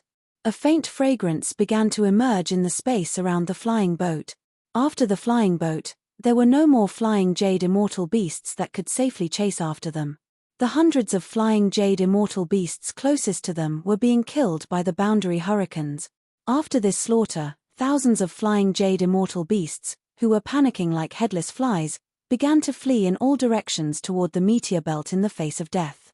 Hundreds of them even wanted to return to the space fragment of the immortal realm. Unfortunately, what greeted them was only the cruelty of heaven and earth. What greeted them was only the resentment of the human clan cultivators they had killed earlier. They had no choice but to die. Seeing the flying jade immortal beasts being killed one by one, Fairy Xingyu's heart finally calmed down. Calmly, she smelled a strange fragrance near the flying boat. Fairy Xingyu seemed to have thought of something. A smile appeared on her face and she closed her eyes. Shuji and Fairy Xingyu cultivated quietly. Xiao Hua activated his golden body and 5 Qis unifications. He opened his delusion breaker Dharma eye and focused on controlling the immortal imperial equipment. The disciples of the 4 great families and the other families on the flying boat were dumbfounded. They had seen the power of the flying jade immortal beasts. They had never thought that there would be a human clan cultivator in this world who could easily kill thousands of flying jade immortal beasts. Chapter 45-27. However, They had no choice but to believe it. Moreover, this human Grand Ascension stage cultivator was the creator of the Fortune Gate who had refreshed the entire mysterious yellow list. He was also the person who had unveiled the new era of the 3 continents. In the face of such a human Grand Ascension stage cultivator, their pride and self-confidence were nothing but dust. In the face of such a human cultivator, there was only reverence. Of course, there was only reverence. Dongfang Yushan, Shimen Hongyue, Nangong Pingping, and Beiming Qihan looked at the 5-colored light below Xiao Hua with shock in their eyes. They looked at each other and exchanged glances. Then, a look of determination appeared in their eyes. Initially, Xiao Hua didn't know that the flying crane immortal beasts could fly out of spatial fragments. However, when he was searching for spatial fragments, he still took into account the flying crane immortal beast's pursuit. Just as Xiao Hua had expected, when he arrived in front of a triangular spatial fragment, the last flying crane immortal beast had been killed in the meteor belt.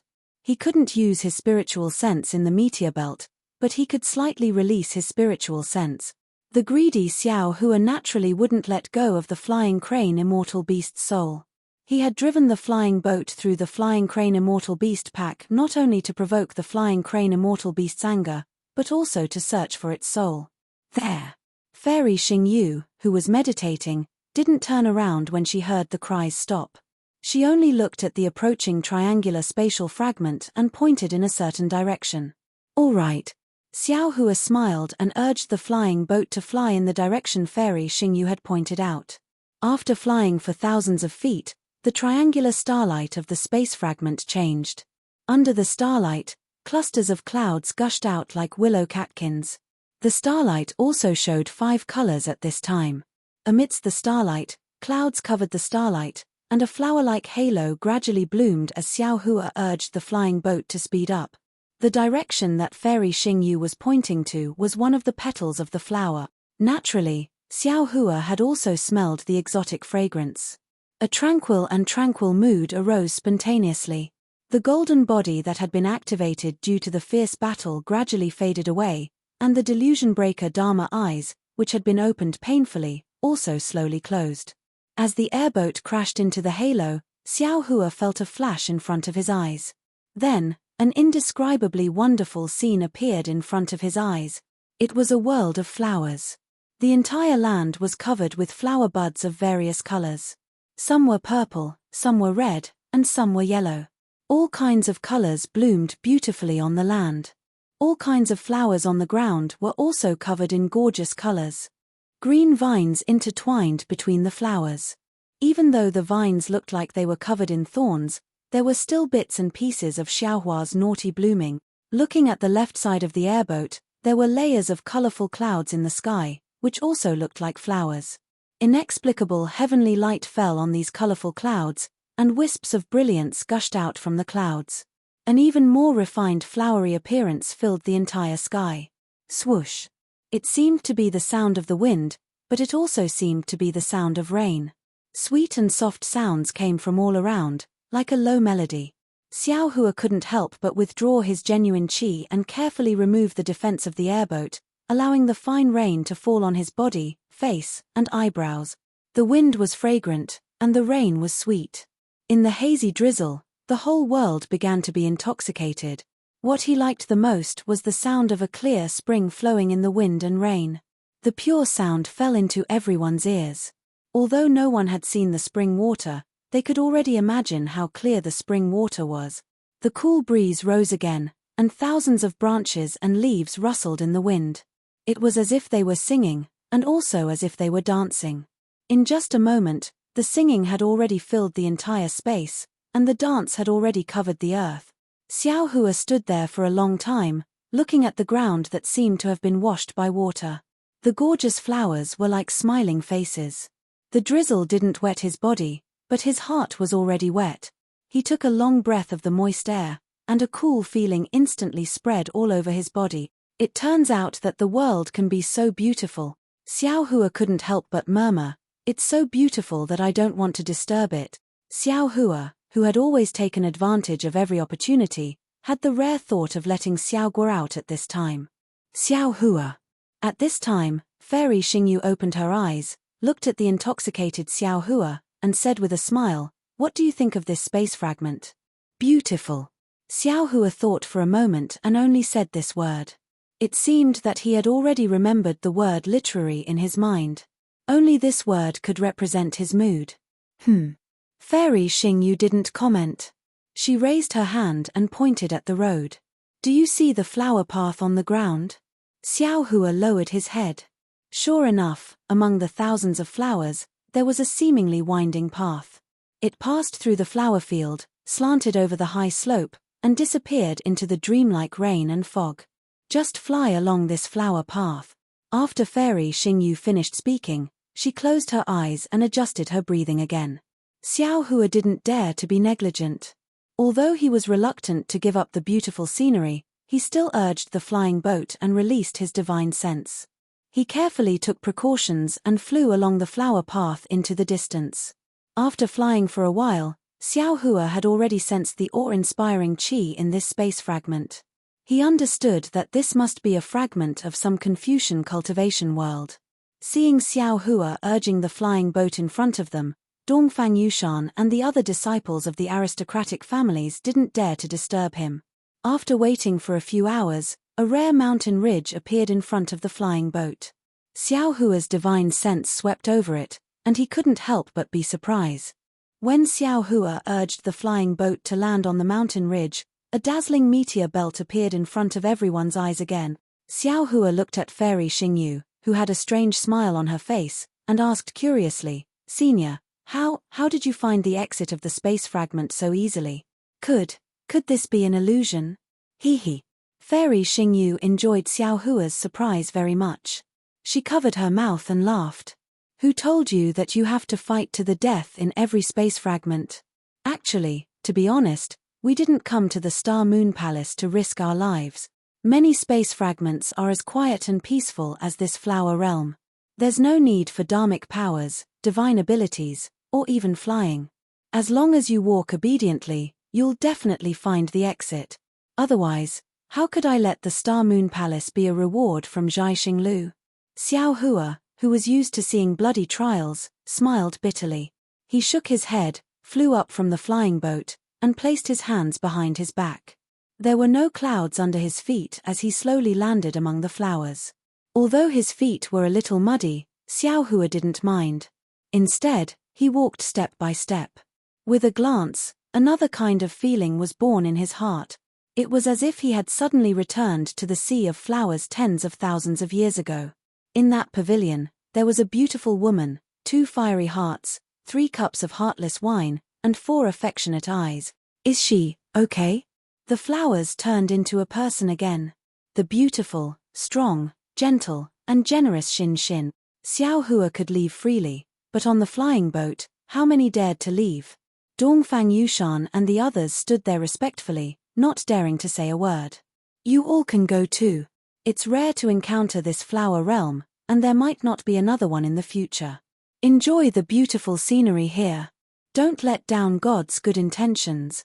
Fairy Xingyu suddenly opened her eyes. On her face, which couldn't be seen clearly, droplets of rain had condensed into water droplets, falling along the silver light on her face. If one wasn't careful, one would mistake these water droplets for tears. Dongfang Yushan and the others were puzzled, but they didn't dare to refute. After respectfully agreeing, they flew out of the flying boat one after another. Then, according to the aristocratic families, they flew to different places. "By the way, don't damage the flowers here." Fairy Xingyu's voice sounded in everyone's ears at the same time.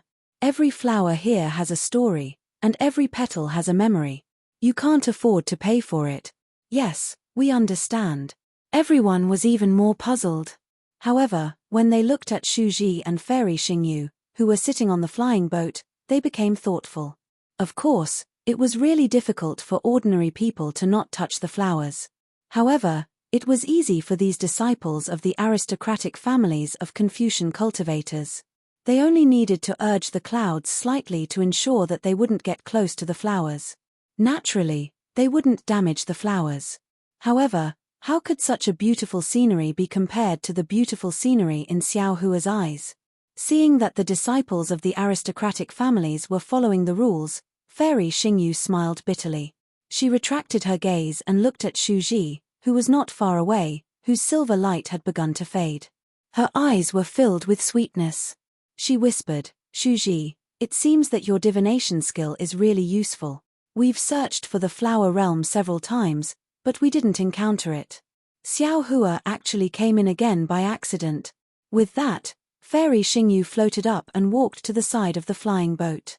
Looking at the beautiful land, she didn't care if Shuji could hear her. She continued, "Do you remember the ecstasy we felt when we first discovered the Star Moon Palace? Do you remember the surprise we felt when we first came to this flower realm? I really didn't expect that there would be such a world of flowers in this world. For this kind of beauty, there would be no towering trees, no huge mountains that would destroy this beauty, and no wild beasts that would destroy these flowers. How could I not remember?" Shuji's voice, which had always been calm, was now filled with a strange emotion. It was in this field of flowers that my hand, which had always been in charge of punishing immortal weapons, actually plucked a flower. Although this flower withered as soon as it was inserted into your hair, that moment of youth had long been engraved in my heart. I knew that from now on, not to mention the disputes in the immortal world, not to mention staying in the mortal world forever, even if the immortal three decays, my heart would not be defeated. Shuji. Shuji's words were 100 times more potent than any poison in the world. In an instant, Fairy Xingyu had been poisoned. Not only was her heart broken, but her eyes were also tired. Even her immortal body was weak. Chapter 45-28. Fairy Xingyu's mouth was filled with a sweet fragrance that was comparable to the sweetness of the flower realm.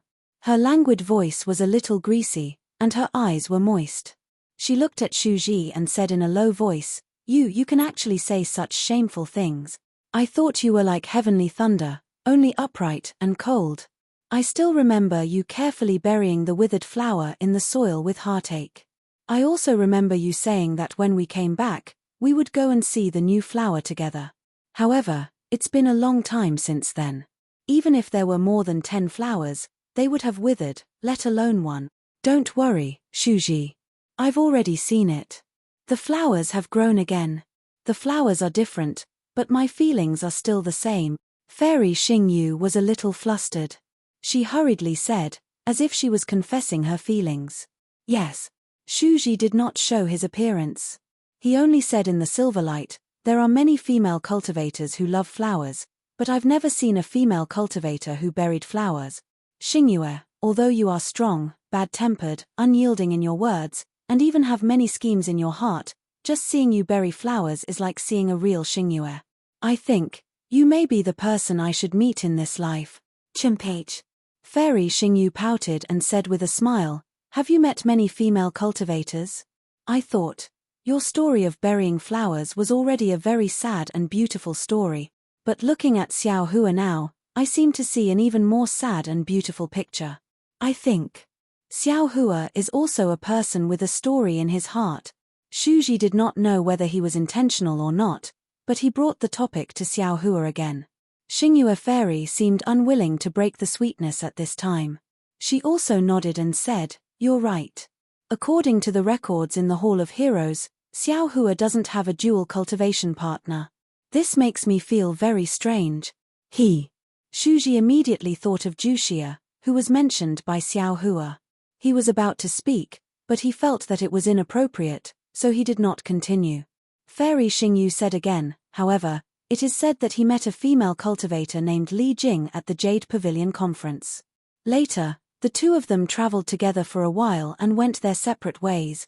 Oh, and at this point, Fairy Xingyu actually looked around, lowered her voice, and said with a smile, I also have an extremely secret news. Xiao Hua seems to have colluded with the 9th princess of immortal Emperor Go Chen. How is that possible?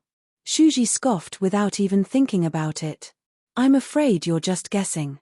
Darling Shu, you must trust the intuition of a female cultivator. Fairy Xingyu said with a smile, although there is no such news in the world, I can still see some clues from the time when Xiao Hua disappeared and the place and time when the new princess appear.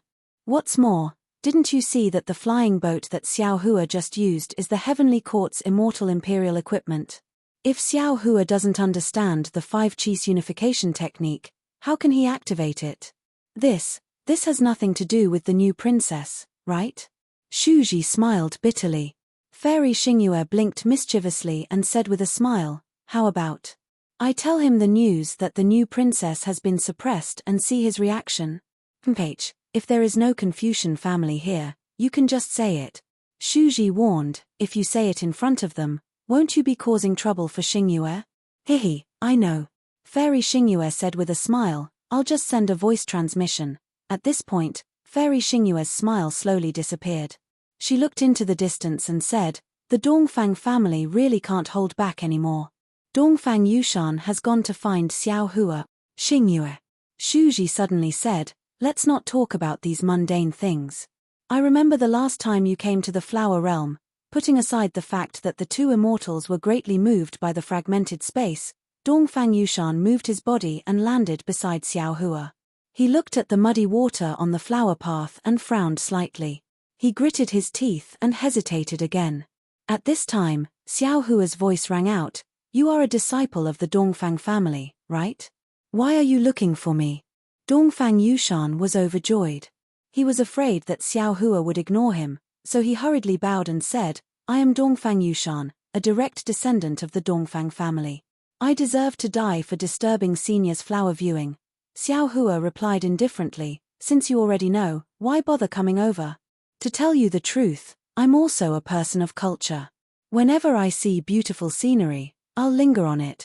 Dongfang Yushan said with a smile, however, I have a question today. If I don't ask Senior, it'll be like a fishbone stuck in my throat. I'll turn a deaf ear to the beautiful scenery in front of me. You're talking about the cultivation method of the 5 Qis unification, right? Xiao Hua replied, hitting the nail on the head. Yes, yes. Dongfang Yushan didn't expect Xiao Hua to be so straightforward. He didn't hide anything at all. When he answered, even his voice trembled a little. Senior, I have the cultivation method of the 5 Qis unification. Xiao Hua didn't deny it. Instead, he answered truthfully, however, this cultivation method belongs to a good friend of mine. I've only received some guidance from him. And without his approval, I can't tell anyone about this cultivation method. Then, who is Senior's good friend? Where is he?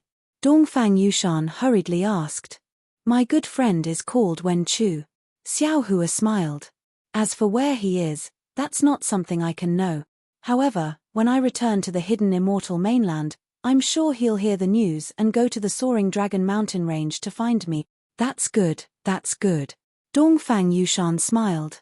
To be honest, the cultivation method of the 5 Qis unification has been lost for a long time. Not to mention the immortal palace, even the 4 great families don't have the complete cultivation method.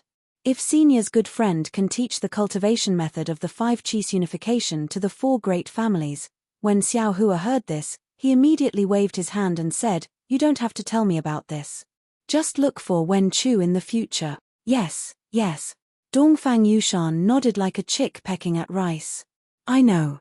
What I want to say is that I've already discussed it with the other 3 great families. After your trip to the Star Moon Palace, you must come. Oh, no. After we arrive at the Star Moon Palace, we'll definitely ask the family head to send an envoy to invite Senior to the 4 great families. Moreover, if it's possible, I hope that Senior will first accept the invitation from the Dongfang family. As he spoke, Dongfang Yushan carefully took out an exquisite square jade piece and respectfully handed it over. This jade piece was in the shape of a bamboo flower. Every fine line on the bamboo flower was carved with exquisite skill. Under the sunlight, the color of the surrounding flowers was reflected. This jade piece was actually similar to the bamboo flower. Moreover, Xiao Hua had no doubt that as long as he activated his true qi and let it fall on this jade piece, this bamboo flower might slowly bloom. Unfortunately, Xiao Hua was curious and also self-aware. He was just thinking about Xin Xin from the Immortal Palace. How could he accept the Dongfang family's bamboo flower first? Moreover, not to mention that this bamboo flower was ugly, to send flowers. No matter what, He had to find a female cultivator who was more beautiful than the flowers, more beautiful than the jade, right? How could Xiao Hua dare to accept a flower sent by a man? Xiao Hua smiled slightly and did not turn around. Instead, he continued to look at the sea of flowers in the distance and said, "I've just killed thousands of immortal beasts and am now using the scenery here to cleanse my mortal heart and murderous nature. Let's talk about these mortal matters later." Yes, this junior understands. Dongfang Yushan was already prepared for Xiao Hua's rejection. He didn't think that a supreme grandmaster like him had the right to invite a grand ascension stage human being to the Dongfang family, so he stowed the invitation card away up his sleeve before bidding farewell to Xiao Hua and departing. Not only did Dongfang Yushan's actions fall into the eyes of Fairy Xingyu and Shimen Hengyue, but in all fairness, even if they were the ones to go forward, they would also seek greater benefits for their sects. However, they were still relieved that Xiao Hua didn't accept the invitation. There was naturally no day or night in the spatial fragment. The sky was neither dark nor dim and was always so gentle. The entire flower realm was like a huge flower bud, sweet and tranquil. No one knew what the others were thinking, but Xiao Hua was minding his own business as he walked through the muddy flower path. He looked very leisurely and at ease. If he were to change into a white scholarly robe, he would look like a distinguished scholar. In particular, Xiao Hua's temperament had undergone an indescribable change after peeking into the inheritance of Qingqiu Mountain. He involuntarily exuded the aura of spring amidst the myriad of colors. It was rare for a scholarly family to have a few women, so they would occasionally steal glances at his elegant and distinguished figure from the corner of their eyes. The flower realm wasn't all drizzling. After a few hours, there was wind again. The wind was a little tipsy and blew through the air, either sweeping up some of the flowers or mixing in some of the earth's fragrance. His nose and mouth were a little moist, and the ground beneath his feet was already solid. Looking at the ground in the distance, the flowers were completely translucent with droplets of water. The wind swayed the branches of the flowers, and the droplets of water either fell or slowly evaporated. Wisps of mist had appeared in the flower realm at some point in time. The wind wasn't strong, so it couldn't blow the mist away. Instead, it swept the mist away and gradually dispersed it. The mist was also strange. It didn't fly too high and only covered the flowers. If it was a foot higher, the mist would dissipate. Seeing the mist cover the delicate features of the flowers like a veil, revealing a kind of hazy beauty, Xiao Hua was intoxicated. Such a beautiful scene should only exist in the heavens. He didn't know when it would descend to the mortal world. After another few hours, the mist gradually grew thicker. The clouds in the sky seemed to be jealous of the delicate features of the flowers. They tore apart and fell down, filling up the entire world and covering everyone's eyes. Whoosh whoosh whoosh. Just as Xiao Hua was pondering what other scenery there was, the sound of rain falling could be heard. First, the raindrops were like stars, drop by drop. Soon after, the raindrops were like threads, entwining endlessly. In the end, the curtain of rain was like a waterfall, pouring down with a ladle. Chapter 45-29. Xiao Hua was naturally not afraid of the rain. He squatted down and looked at the nameless orange-red flowers in front of him.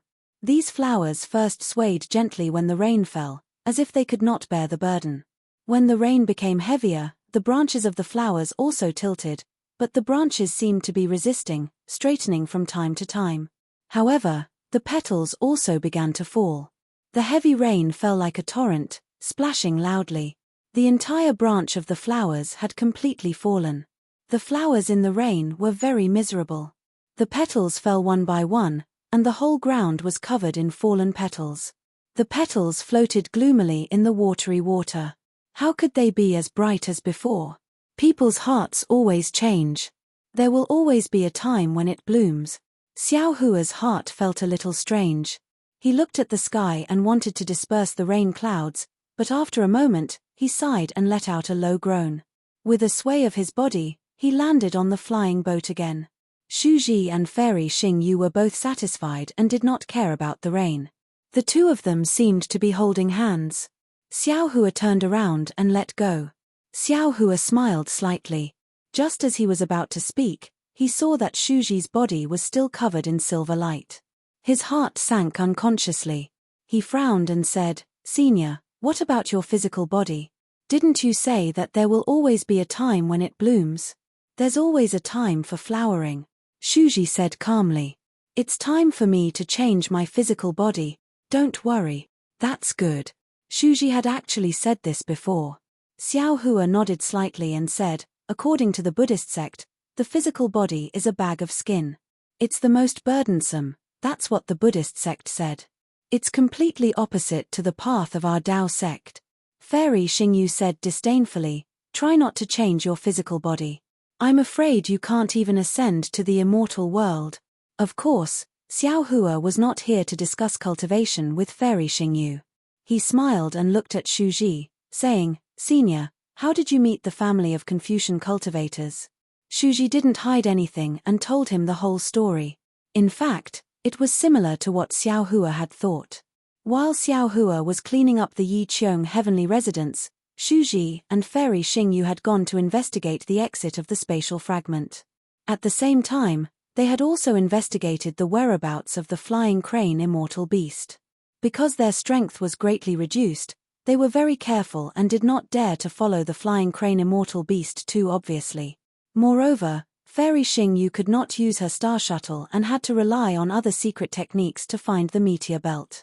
Therefore, they spent a lot of time in the spatial fragment. Of course, because the exit of the spatial fragment was blocked by the restriction of the Yeqiong heavenly mansion, Fairy Xingyu's efforts were destined to be fruitless. However, right when they were feeling dejected, they noticed to their shock that there were numerous flying crane immortal beasts residing in a valley that was extremely far away from the Yeqiong heavenly mansion. There were so many that Shuji did not dare to investigate carefully. He immediately wanted to take Fairy Xingyu back to the heavenly abode. The two of them were rather secretive, and the flying crane immortal beast did not discover them. However, the two of them had only flown for 100 kilometers when the valley became lively again. Shuji released his extended thought and was surprised to find that the disciples of the four great clans and some other Confucian clans had actually bumped into the flying crane immortal beast's warning area. The two of them wanted to go back and save them, but they saw that there were too many disciples of the Confucian clans. It was not something they could save, so the two of them were ready to give up. At this time, the disciples of the Dongfang family actually took out their immortal imperial equipment. The immortal imperial equipment of the heavenly court was somewhat different from the immortal world's immortal equipment. The true qi of the hidden immortal continent could barely be used.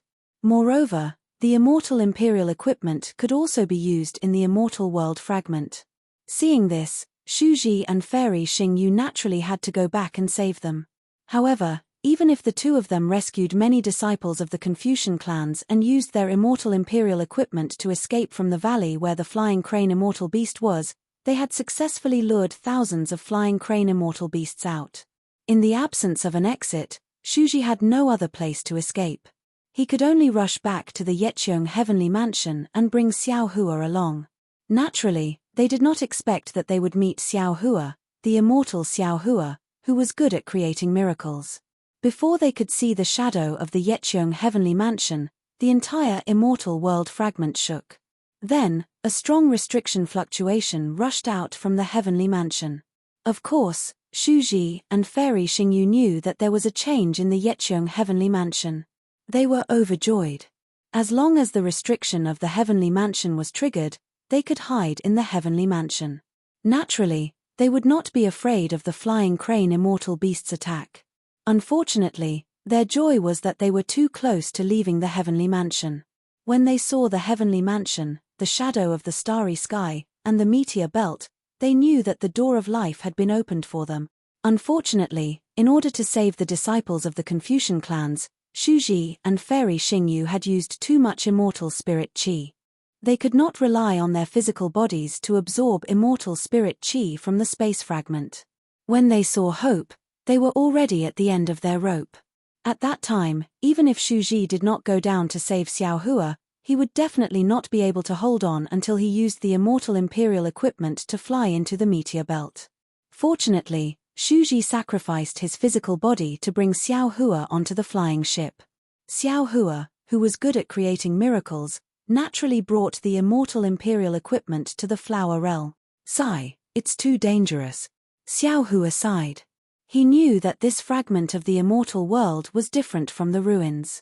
Even if he did not hide his cultivation base and used the forbidden power of the immortal world as a soul cultivator and sent out his clones, he was afraid that he would not be a match for the flying crane immortal beast. Of course, Reverend Yun's Pangu axe could be effective. Unfortunately, Yun only had the strength of one axe. Not to mention that he had not fully recovered, Reverend Yun could not resist thousands of flying crane immortal beasts. Shuji heard and said faintly, "The flying crane immortal beast is a famous ferocious beast in the immortal world. Only a vitality-gathering immortal can defeat it." Speaking of vitality-gathering immortal, Shuji realized that he had let the cat out of the bag. He hurriedly covered it up and said, "Even if there were 10 of you at the Mahayana realm, you would not be a match for thousands of flying crane immortal beast." Yes, I know. Xiao Hua nodded and said with a smile, "I just feel a little guilty that I did not do anything." "Didn't you kill a flying crane immortal beast in the heavens abode?" Fairy Xingyu said with a smile, "Could it be that you're still hiding your strength?" "Well, I do have some." Xiao Hua could not bear to see Shuji like this and confessed. Unexpectedly, Shuji interrupted Xiao Hua and said, "That's because I don't allow you to use it. You don't have to blame yourself." "All right." Seeing this, Fairy Xingyu straightened up and stretched. She said with a smile, "If you don't want me to say it, then I won't say it. However, this trip to the Star Moon Palace is really unfavorable. We haven't even flown out of the meteor belt and we've already encountered so many dangers. I think it's a good thing." Shuji said, "In the future, if we don't come to the Star Moon Palace, the disciples of the 3 continents will also have scruples and not dare to come in casually. Moreover, if we don't pass through the space fragments of the immortal realm, how can we come to the flower realm? The first time we entered the Star Moon Palace, we were lucky enough to enter the flower realm. The last time we entered the Star Moon Palace, we entered the flower realm again. This kind of opportunity is really rare." Fairy Xingyu smiled sweetly and did not say much.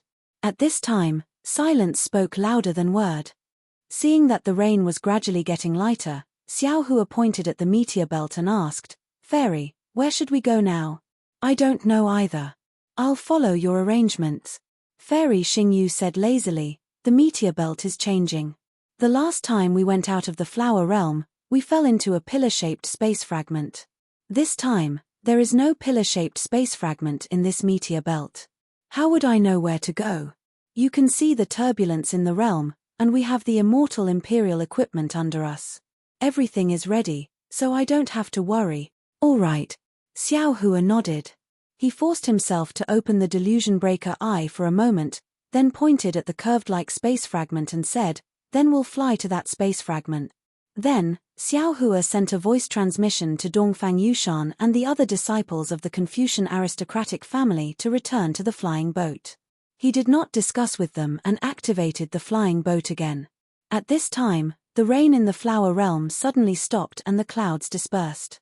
Inexplicable light sprinkled down again, and the broken flower branches tenaciously stretched out again. Little bits of colorful light once again emerged from the ground. In the colorful light, hundreds of millions of flower buds protruded out. Presumably, it would not be long before the entire flower realm would be a world of flowers again. However, Xiao Hua did not have time to take another look at this splendid new world. He had already activated the flying boat and left this world that was one of the few worlds that Xiao Guo had not plundered. The beautiful scenery of the past few hours had turned into a permanent memory in his heart. Perhaps, he would come again at some point in time. However, he probably would not be alone to admire the scenery. He would probably bring along a confidant to spend such a beautiful time with him. The curved-like space fragment looked very close, but after activating the flying boat, they actually flew for more than an hour before arriving.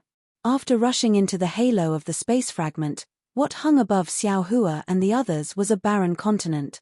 There were some strange beasts on this continent, as well as some innate restrictions. Xiao Hua even sensed a familiar primordial wave on this continent. Needless to say, this continent was a lost corner of the primordial world. Of course, this primordial world was only a fragment and could not be compared to the previous Divine Land ruins. The strange beasts inside were only about the 5th grade origin energy. Xiao Hua did not need to do anything. As long as some disciples of the 4 aristocratic families acted, they could drive these strange beasts away. On the primordial world fragment, Xiao Hua's divine telekinesis was also useful. Therefore, it was not too troublesome for Xiao Hua to find the exit of the space fragment. Moreover, when he faced the meteor belt again, Xiao Hua was already more cautious. The first immortal world fragment to enter was a hexagonal plane fragment. Then, the flower boundary was a triangular 3-dimensional fragment. Now, the primordial world fragment they were in was a curve. Therefore, Xiao Hua already had a feeling that whether the interface's level was high or not was reflected in the shape of the fragment. Perhaps, the higher the level of the interface, the simpler the fragment's shape would be. On the other hand, the lower the level of the interface, the more complicated the fragment's shape would be. Therefore, when Xiao Hua was selecting a space fragment, he intentionally looked for 3-dimensional fragments. Even if there were no safe 3-dimensional fragments, he would rather look for simple linear fragments. If there were no 3-dimensional fragments, Xiao Hua might as well wait. In any case, Xiao Hua did not want to go to a space like the immortal world fragment again. Chapter 45:30. Sure enough, Xiao Hua deliberately chose a space fragment that was very complicated and almost shapeless. It was like a cotton cloud. When he got inside, there were no flowers or plants in the space, let alone strange beasts. There were only mountains, seawater, and a strange climate. Xiao Hua drove the flying boat to fly in this space. In the time it took to smoke a cigarette, it was struck by lightning 10 times, encountered hailstones, heavy rain 7 times, and snow 6 times. Of course, such a bad climate was just a simple test for cultivators. It could not stop Xiao Hua and the others from going further and further in the meteor belt. The situation after that was needless to say. Under Xiao Hua's leadership, the flying boat passed through more than a dozen space fragments in succession. Shu Ji and Fairy Xingyu were surprised, and even the disciples of the Confucian families were amazed. This was because these fragments were either filled with seawater, vast wilderness, continuous mountains, lost human tribe domains, dilapidated Buddhist temples, or barbarian continents where demonic beasts roamed. There were even 2 inexplicable voids.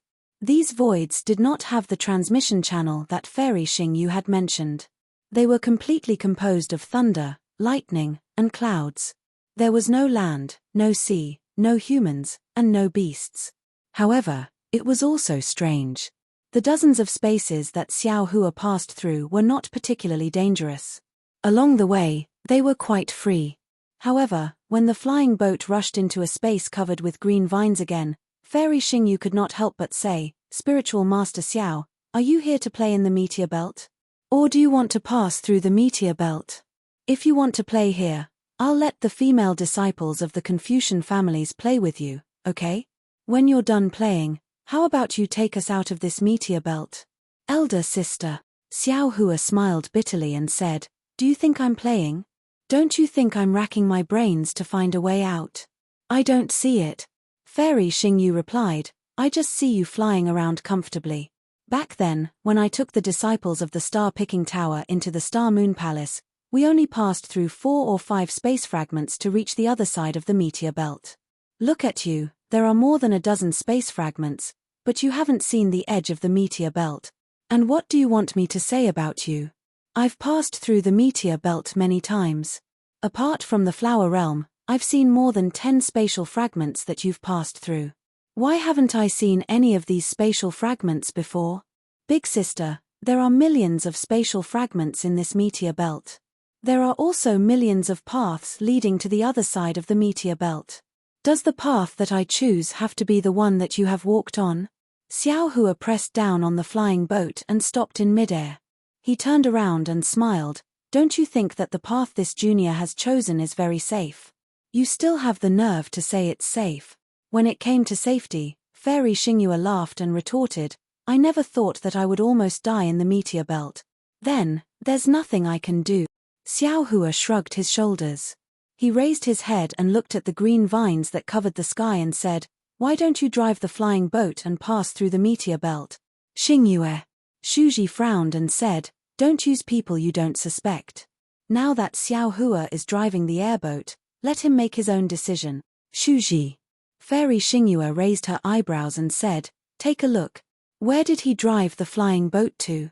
This is probably a fragment of the 10,000 demon realm. This is a space that we have never seen before, right? If we let him fly like this, how long will it take for us to pass through the meteor belt?" "Well, presumably your injury has been controlled." Shuji nodded. "If possible, you can drive the flying boat." "I won't drive the flying boat." Fairy Xingyue pouted. "Let Xiao Hua drive the flying boat. When we reach the exit of the space, I will choose the spatial fragment." "I see." Shuji nodded and looked at Xiao Hua. "Xiao Hua, what do you think?" Xiao Hua's mind did not seem to be in the conversation between the two. At this time, when he heard Shuji's words, he came back to his senses and said, "Of course. However, this junior wants to stay in this space for a while. If possible, let Dongfang Yushan and the others drive the flying boat first. Senior can guide them to the exit of the spatial fragment and wait for this junior there for a while." "What's the matter?" Shuji was a little puzzled and looked around and asked. Xiao Hua smiled and looked at the disciples of the Confucian family in the distance who did not dare to approach. He whispered, "Junior still wants to return to the Dawn Rain continent. Junior knows that the 10,000 demon realm has a space vein and also the Dawn Rain continent. If the three continents also have space veins that lead to the 10,000 demon realm, then can't Junior return to the Dawn Rain continent through the 10,000 demon realm? Therefore, Junior wants to see what the spatial fragment of the 10,000 demon realm looks like first." "Who told you that the three continents have space veins that lead to the 10,000 demon realm?" Fairy Xingyue sneered. "How come I don't know about this?" "Xingyue," Shuji said, "you and I should understand the feeling of returning home. Even if the three continents have no space channel that leads to the 10,000 demon realm, this is still Xiao Hua's hope. If he can find something in the spatial fragment of the 10,000 demon realm, wouldn't that be better?" "I'll listen to you." Fairy Xingyue impatiently turned to Dongfang Yushan and said, "You and the others drive the flying boat first and fly over there." "Yes, Junior understands." Dongfang Yushan and the others heard this and hurriedly flew over. Although they didn't know what was going on, they still drove the flying boat. "Junior will be back soon." Xiao Hua nodded at Shuji and Fairy Xingyue. His figure flickered and disappeared into the green vines in a moment. "Oh!" Seeing a few wisps of greenwood light flashing above the flying boat, Fairy Xingyue was a little surprised. Xiao Hua actually knows the wood escape technique? Yes, and he seems to be very proficient in it. Shuji was also a little surprised, but his tone was more of admiration. "Let's go." Fairy Xingyue urged Dongfang Yushan and the others to drive the flying boat away, while Xiao Hua's figure appeared in another layer of green vines in the distance. This was a place full of green vines. There were thick vines between heaven and earth. These vines were either covered with fine hair or sharp thorns. Of course, there were more vines that were born with some strange runes. The vines floated in the air, forming clouds. The original ground was also covered with vines. There were also many spiritual grasses among the green vines on the ground. These spiritual grasses looked a little different from those in the three continents and the Dawn Rain continent. Not only were they much thicker, but there were also some strange veins on the surface of the spiritual grasses. Before Xiao Hua appeared, there was a rustling sound in the whole world of green vines, as if the wind had blown past. However, after Xiao Hua appeared, the rustling sound immediately disappeared. Although Xiao Hua heard the sound of the wind, the surrounding space was quiet. Xiao Hua smiled slightly. His figure flickered and disappeared again. After the time it took to drink half a cup of tea, the originally quiet space was once again filled with rustling sounds. Furthermore, between the vines, the spirit trees, and the spirit grasses, there were some green balls of light that were faintly swaying. Swoosh! There was a ripple in the space, and Xiao Hua's figure appeared again. However, the green shadows floating among the green vines and plants disappeared instantly and returned to their original state. Hee hee. Xiao Hua smiled slightly and did not stay here. His figure slowly flew and shuttled between the green vines. At this time, He understood that the so-called 10,000 demon realm was somewhat different from the 1,000 demon sacred realm. Although they both had the word demon, the demons in the 1,000 demon sacred realm were demons with flesh and blood, which was the demon race that corresponded to the human race. The demons in the 10,000 demon realm, other than the demon race in the 1,000 demon sacred realm, there were also grass demons, water demons, and mountain demons. In other words, anything that could become a spirit in the world was a demon in the 10,000 demon realm. After flying for an entire meal's worth of time, Xiaohua stopped again. At this time, there were no longer green vines between the heaven and earth. Instead, there were some huge trees standing in great numbers. There was some light fog floating between these huge trees, and some indescribable light and shadow were faintly discernible in the light fog. There were even some obscure sounds coming from this light fog. Xiaohua thought for a moment and took out the Kunlun mirror.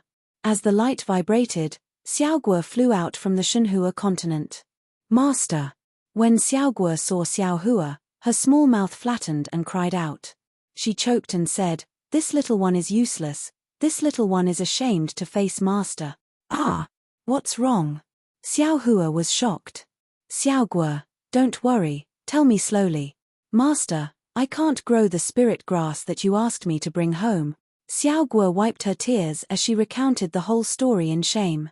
Xiaohua wanted to laugh, but when he saw Xiaoguo's extremely serious look, he tried to be serious and said, "Xiaoguo, don't worry, this is not your fault.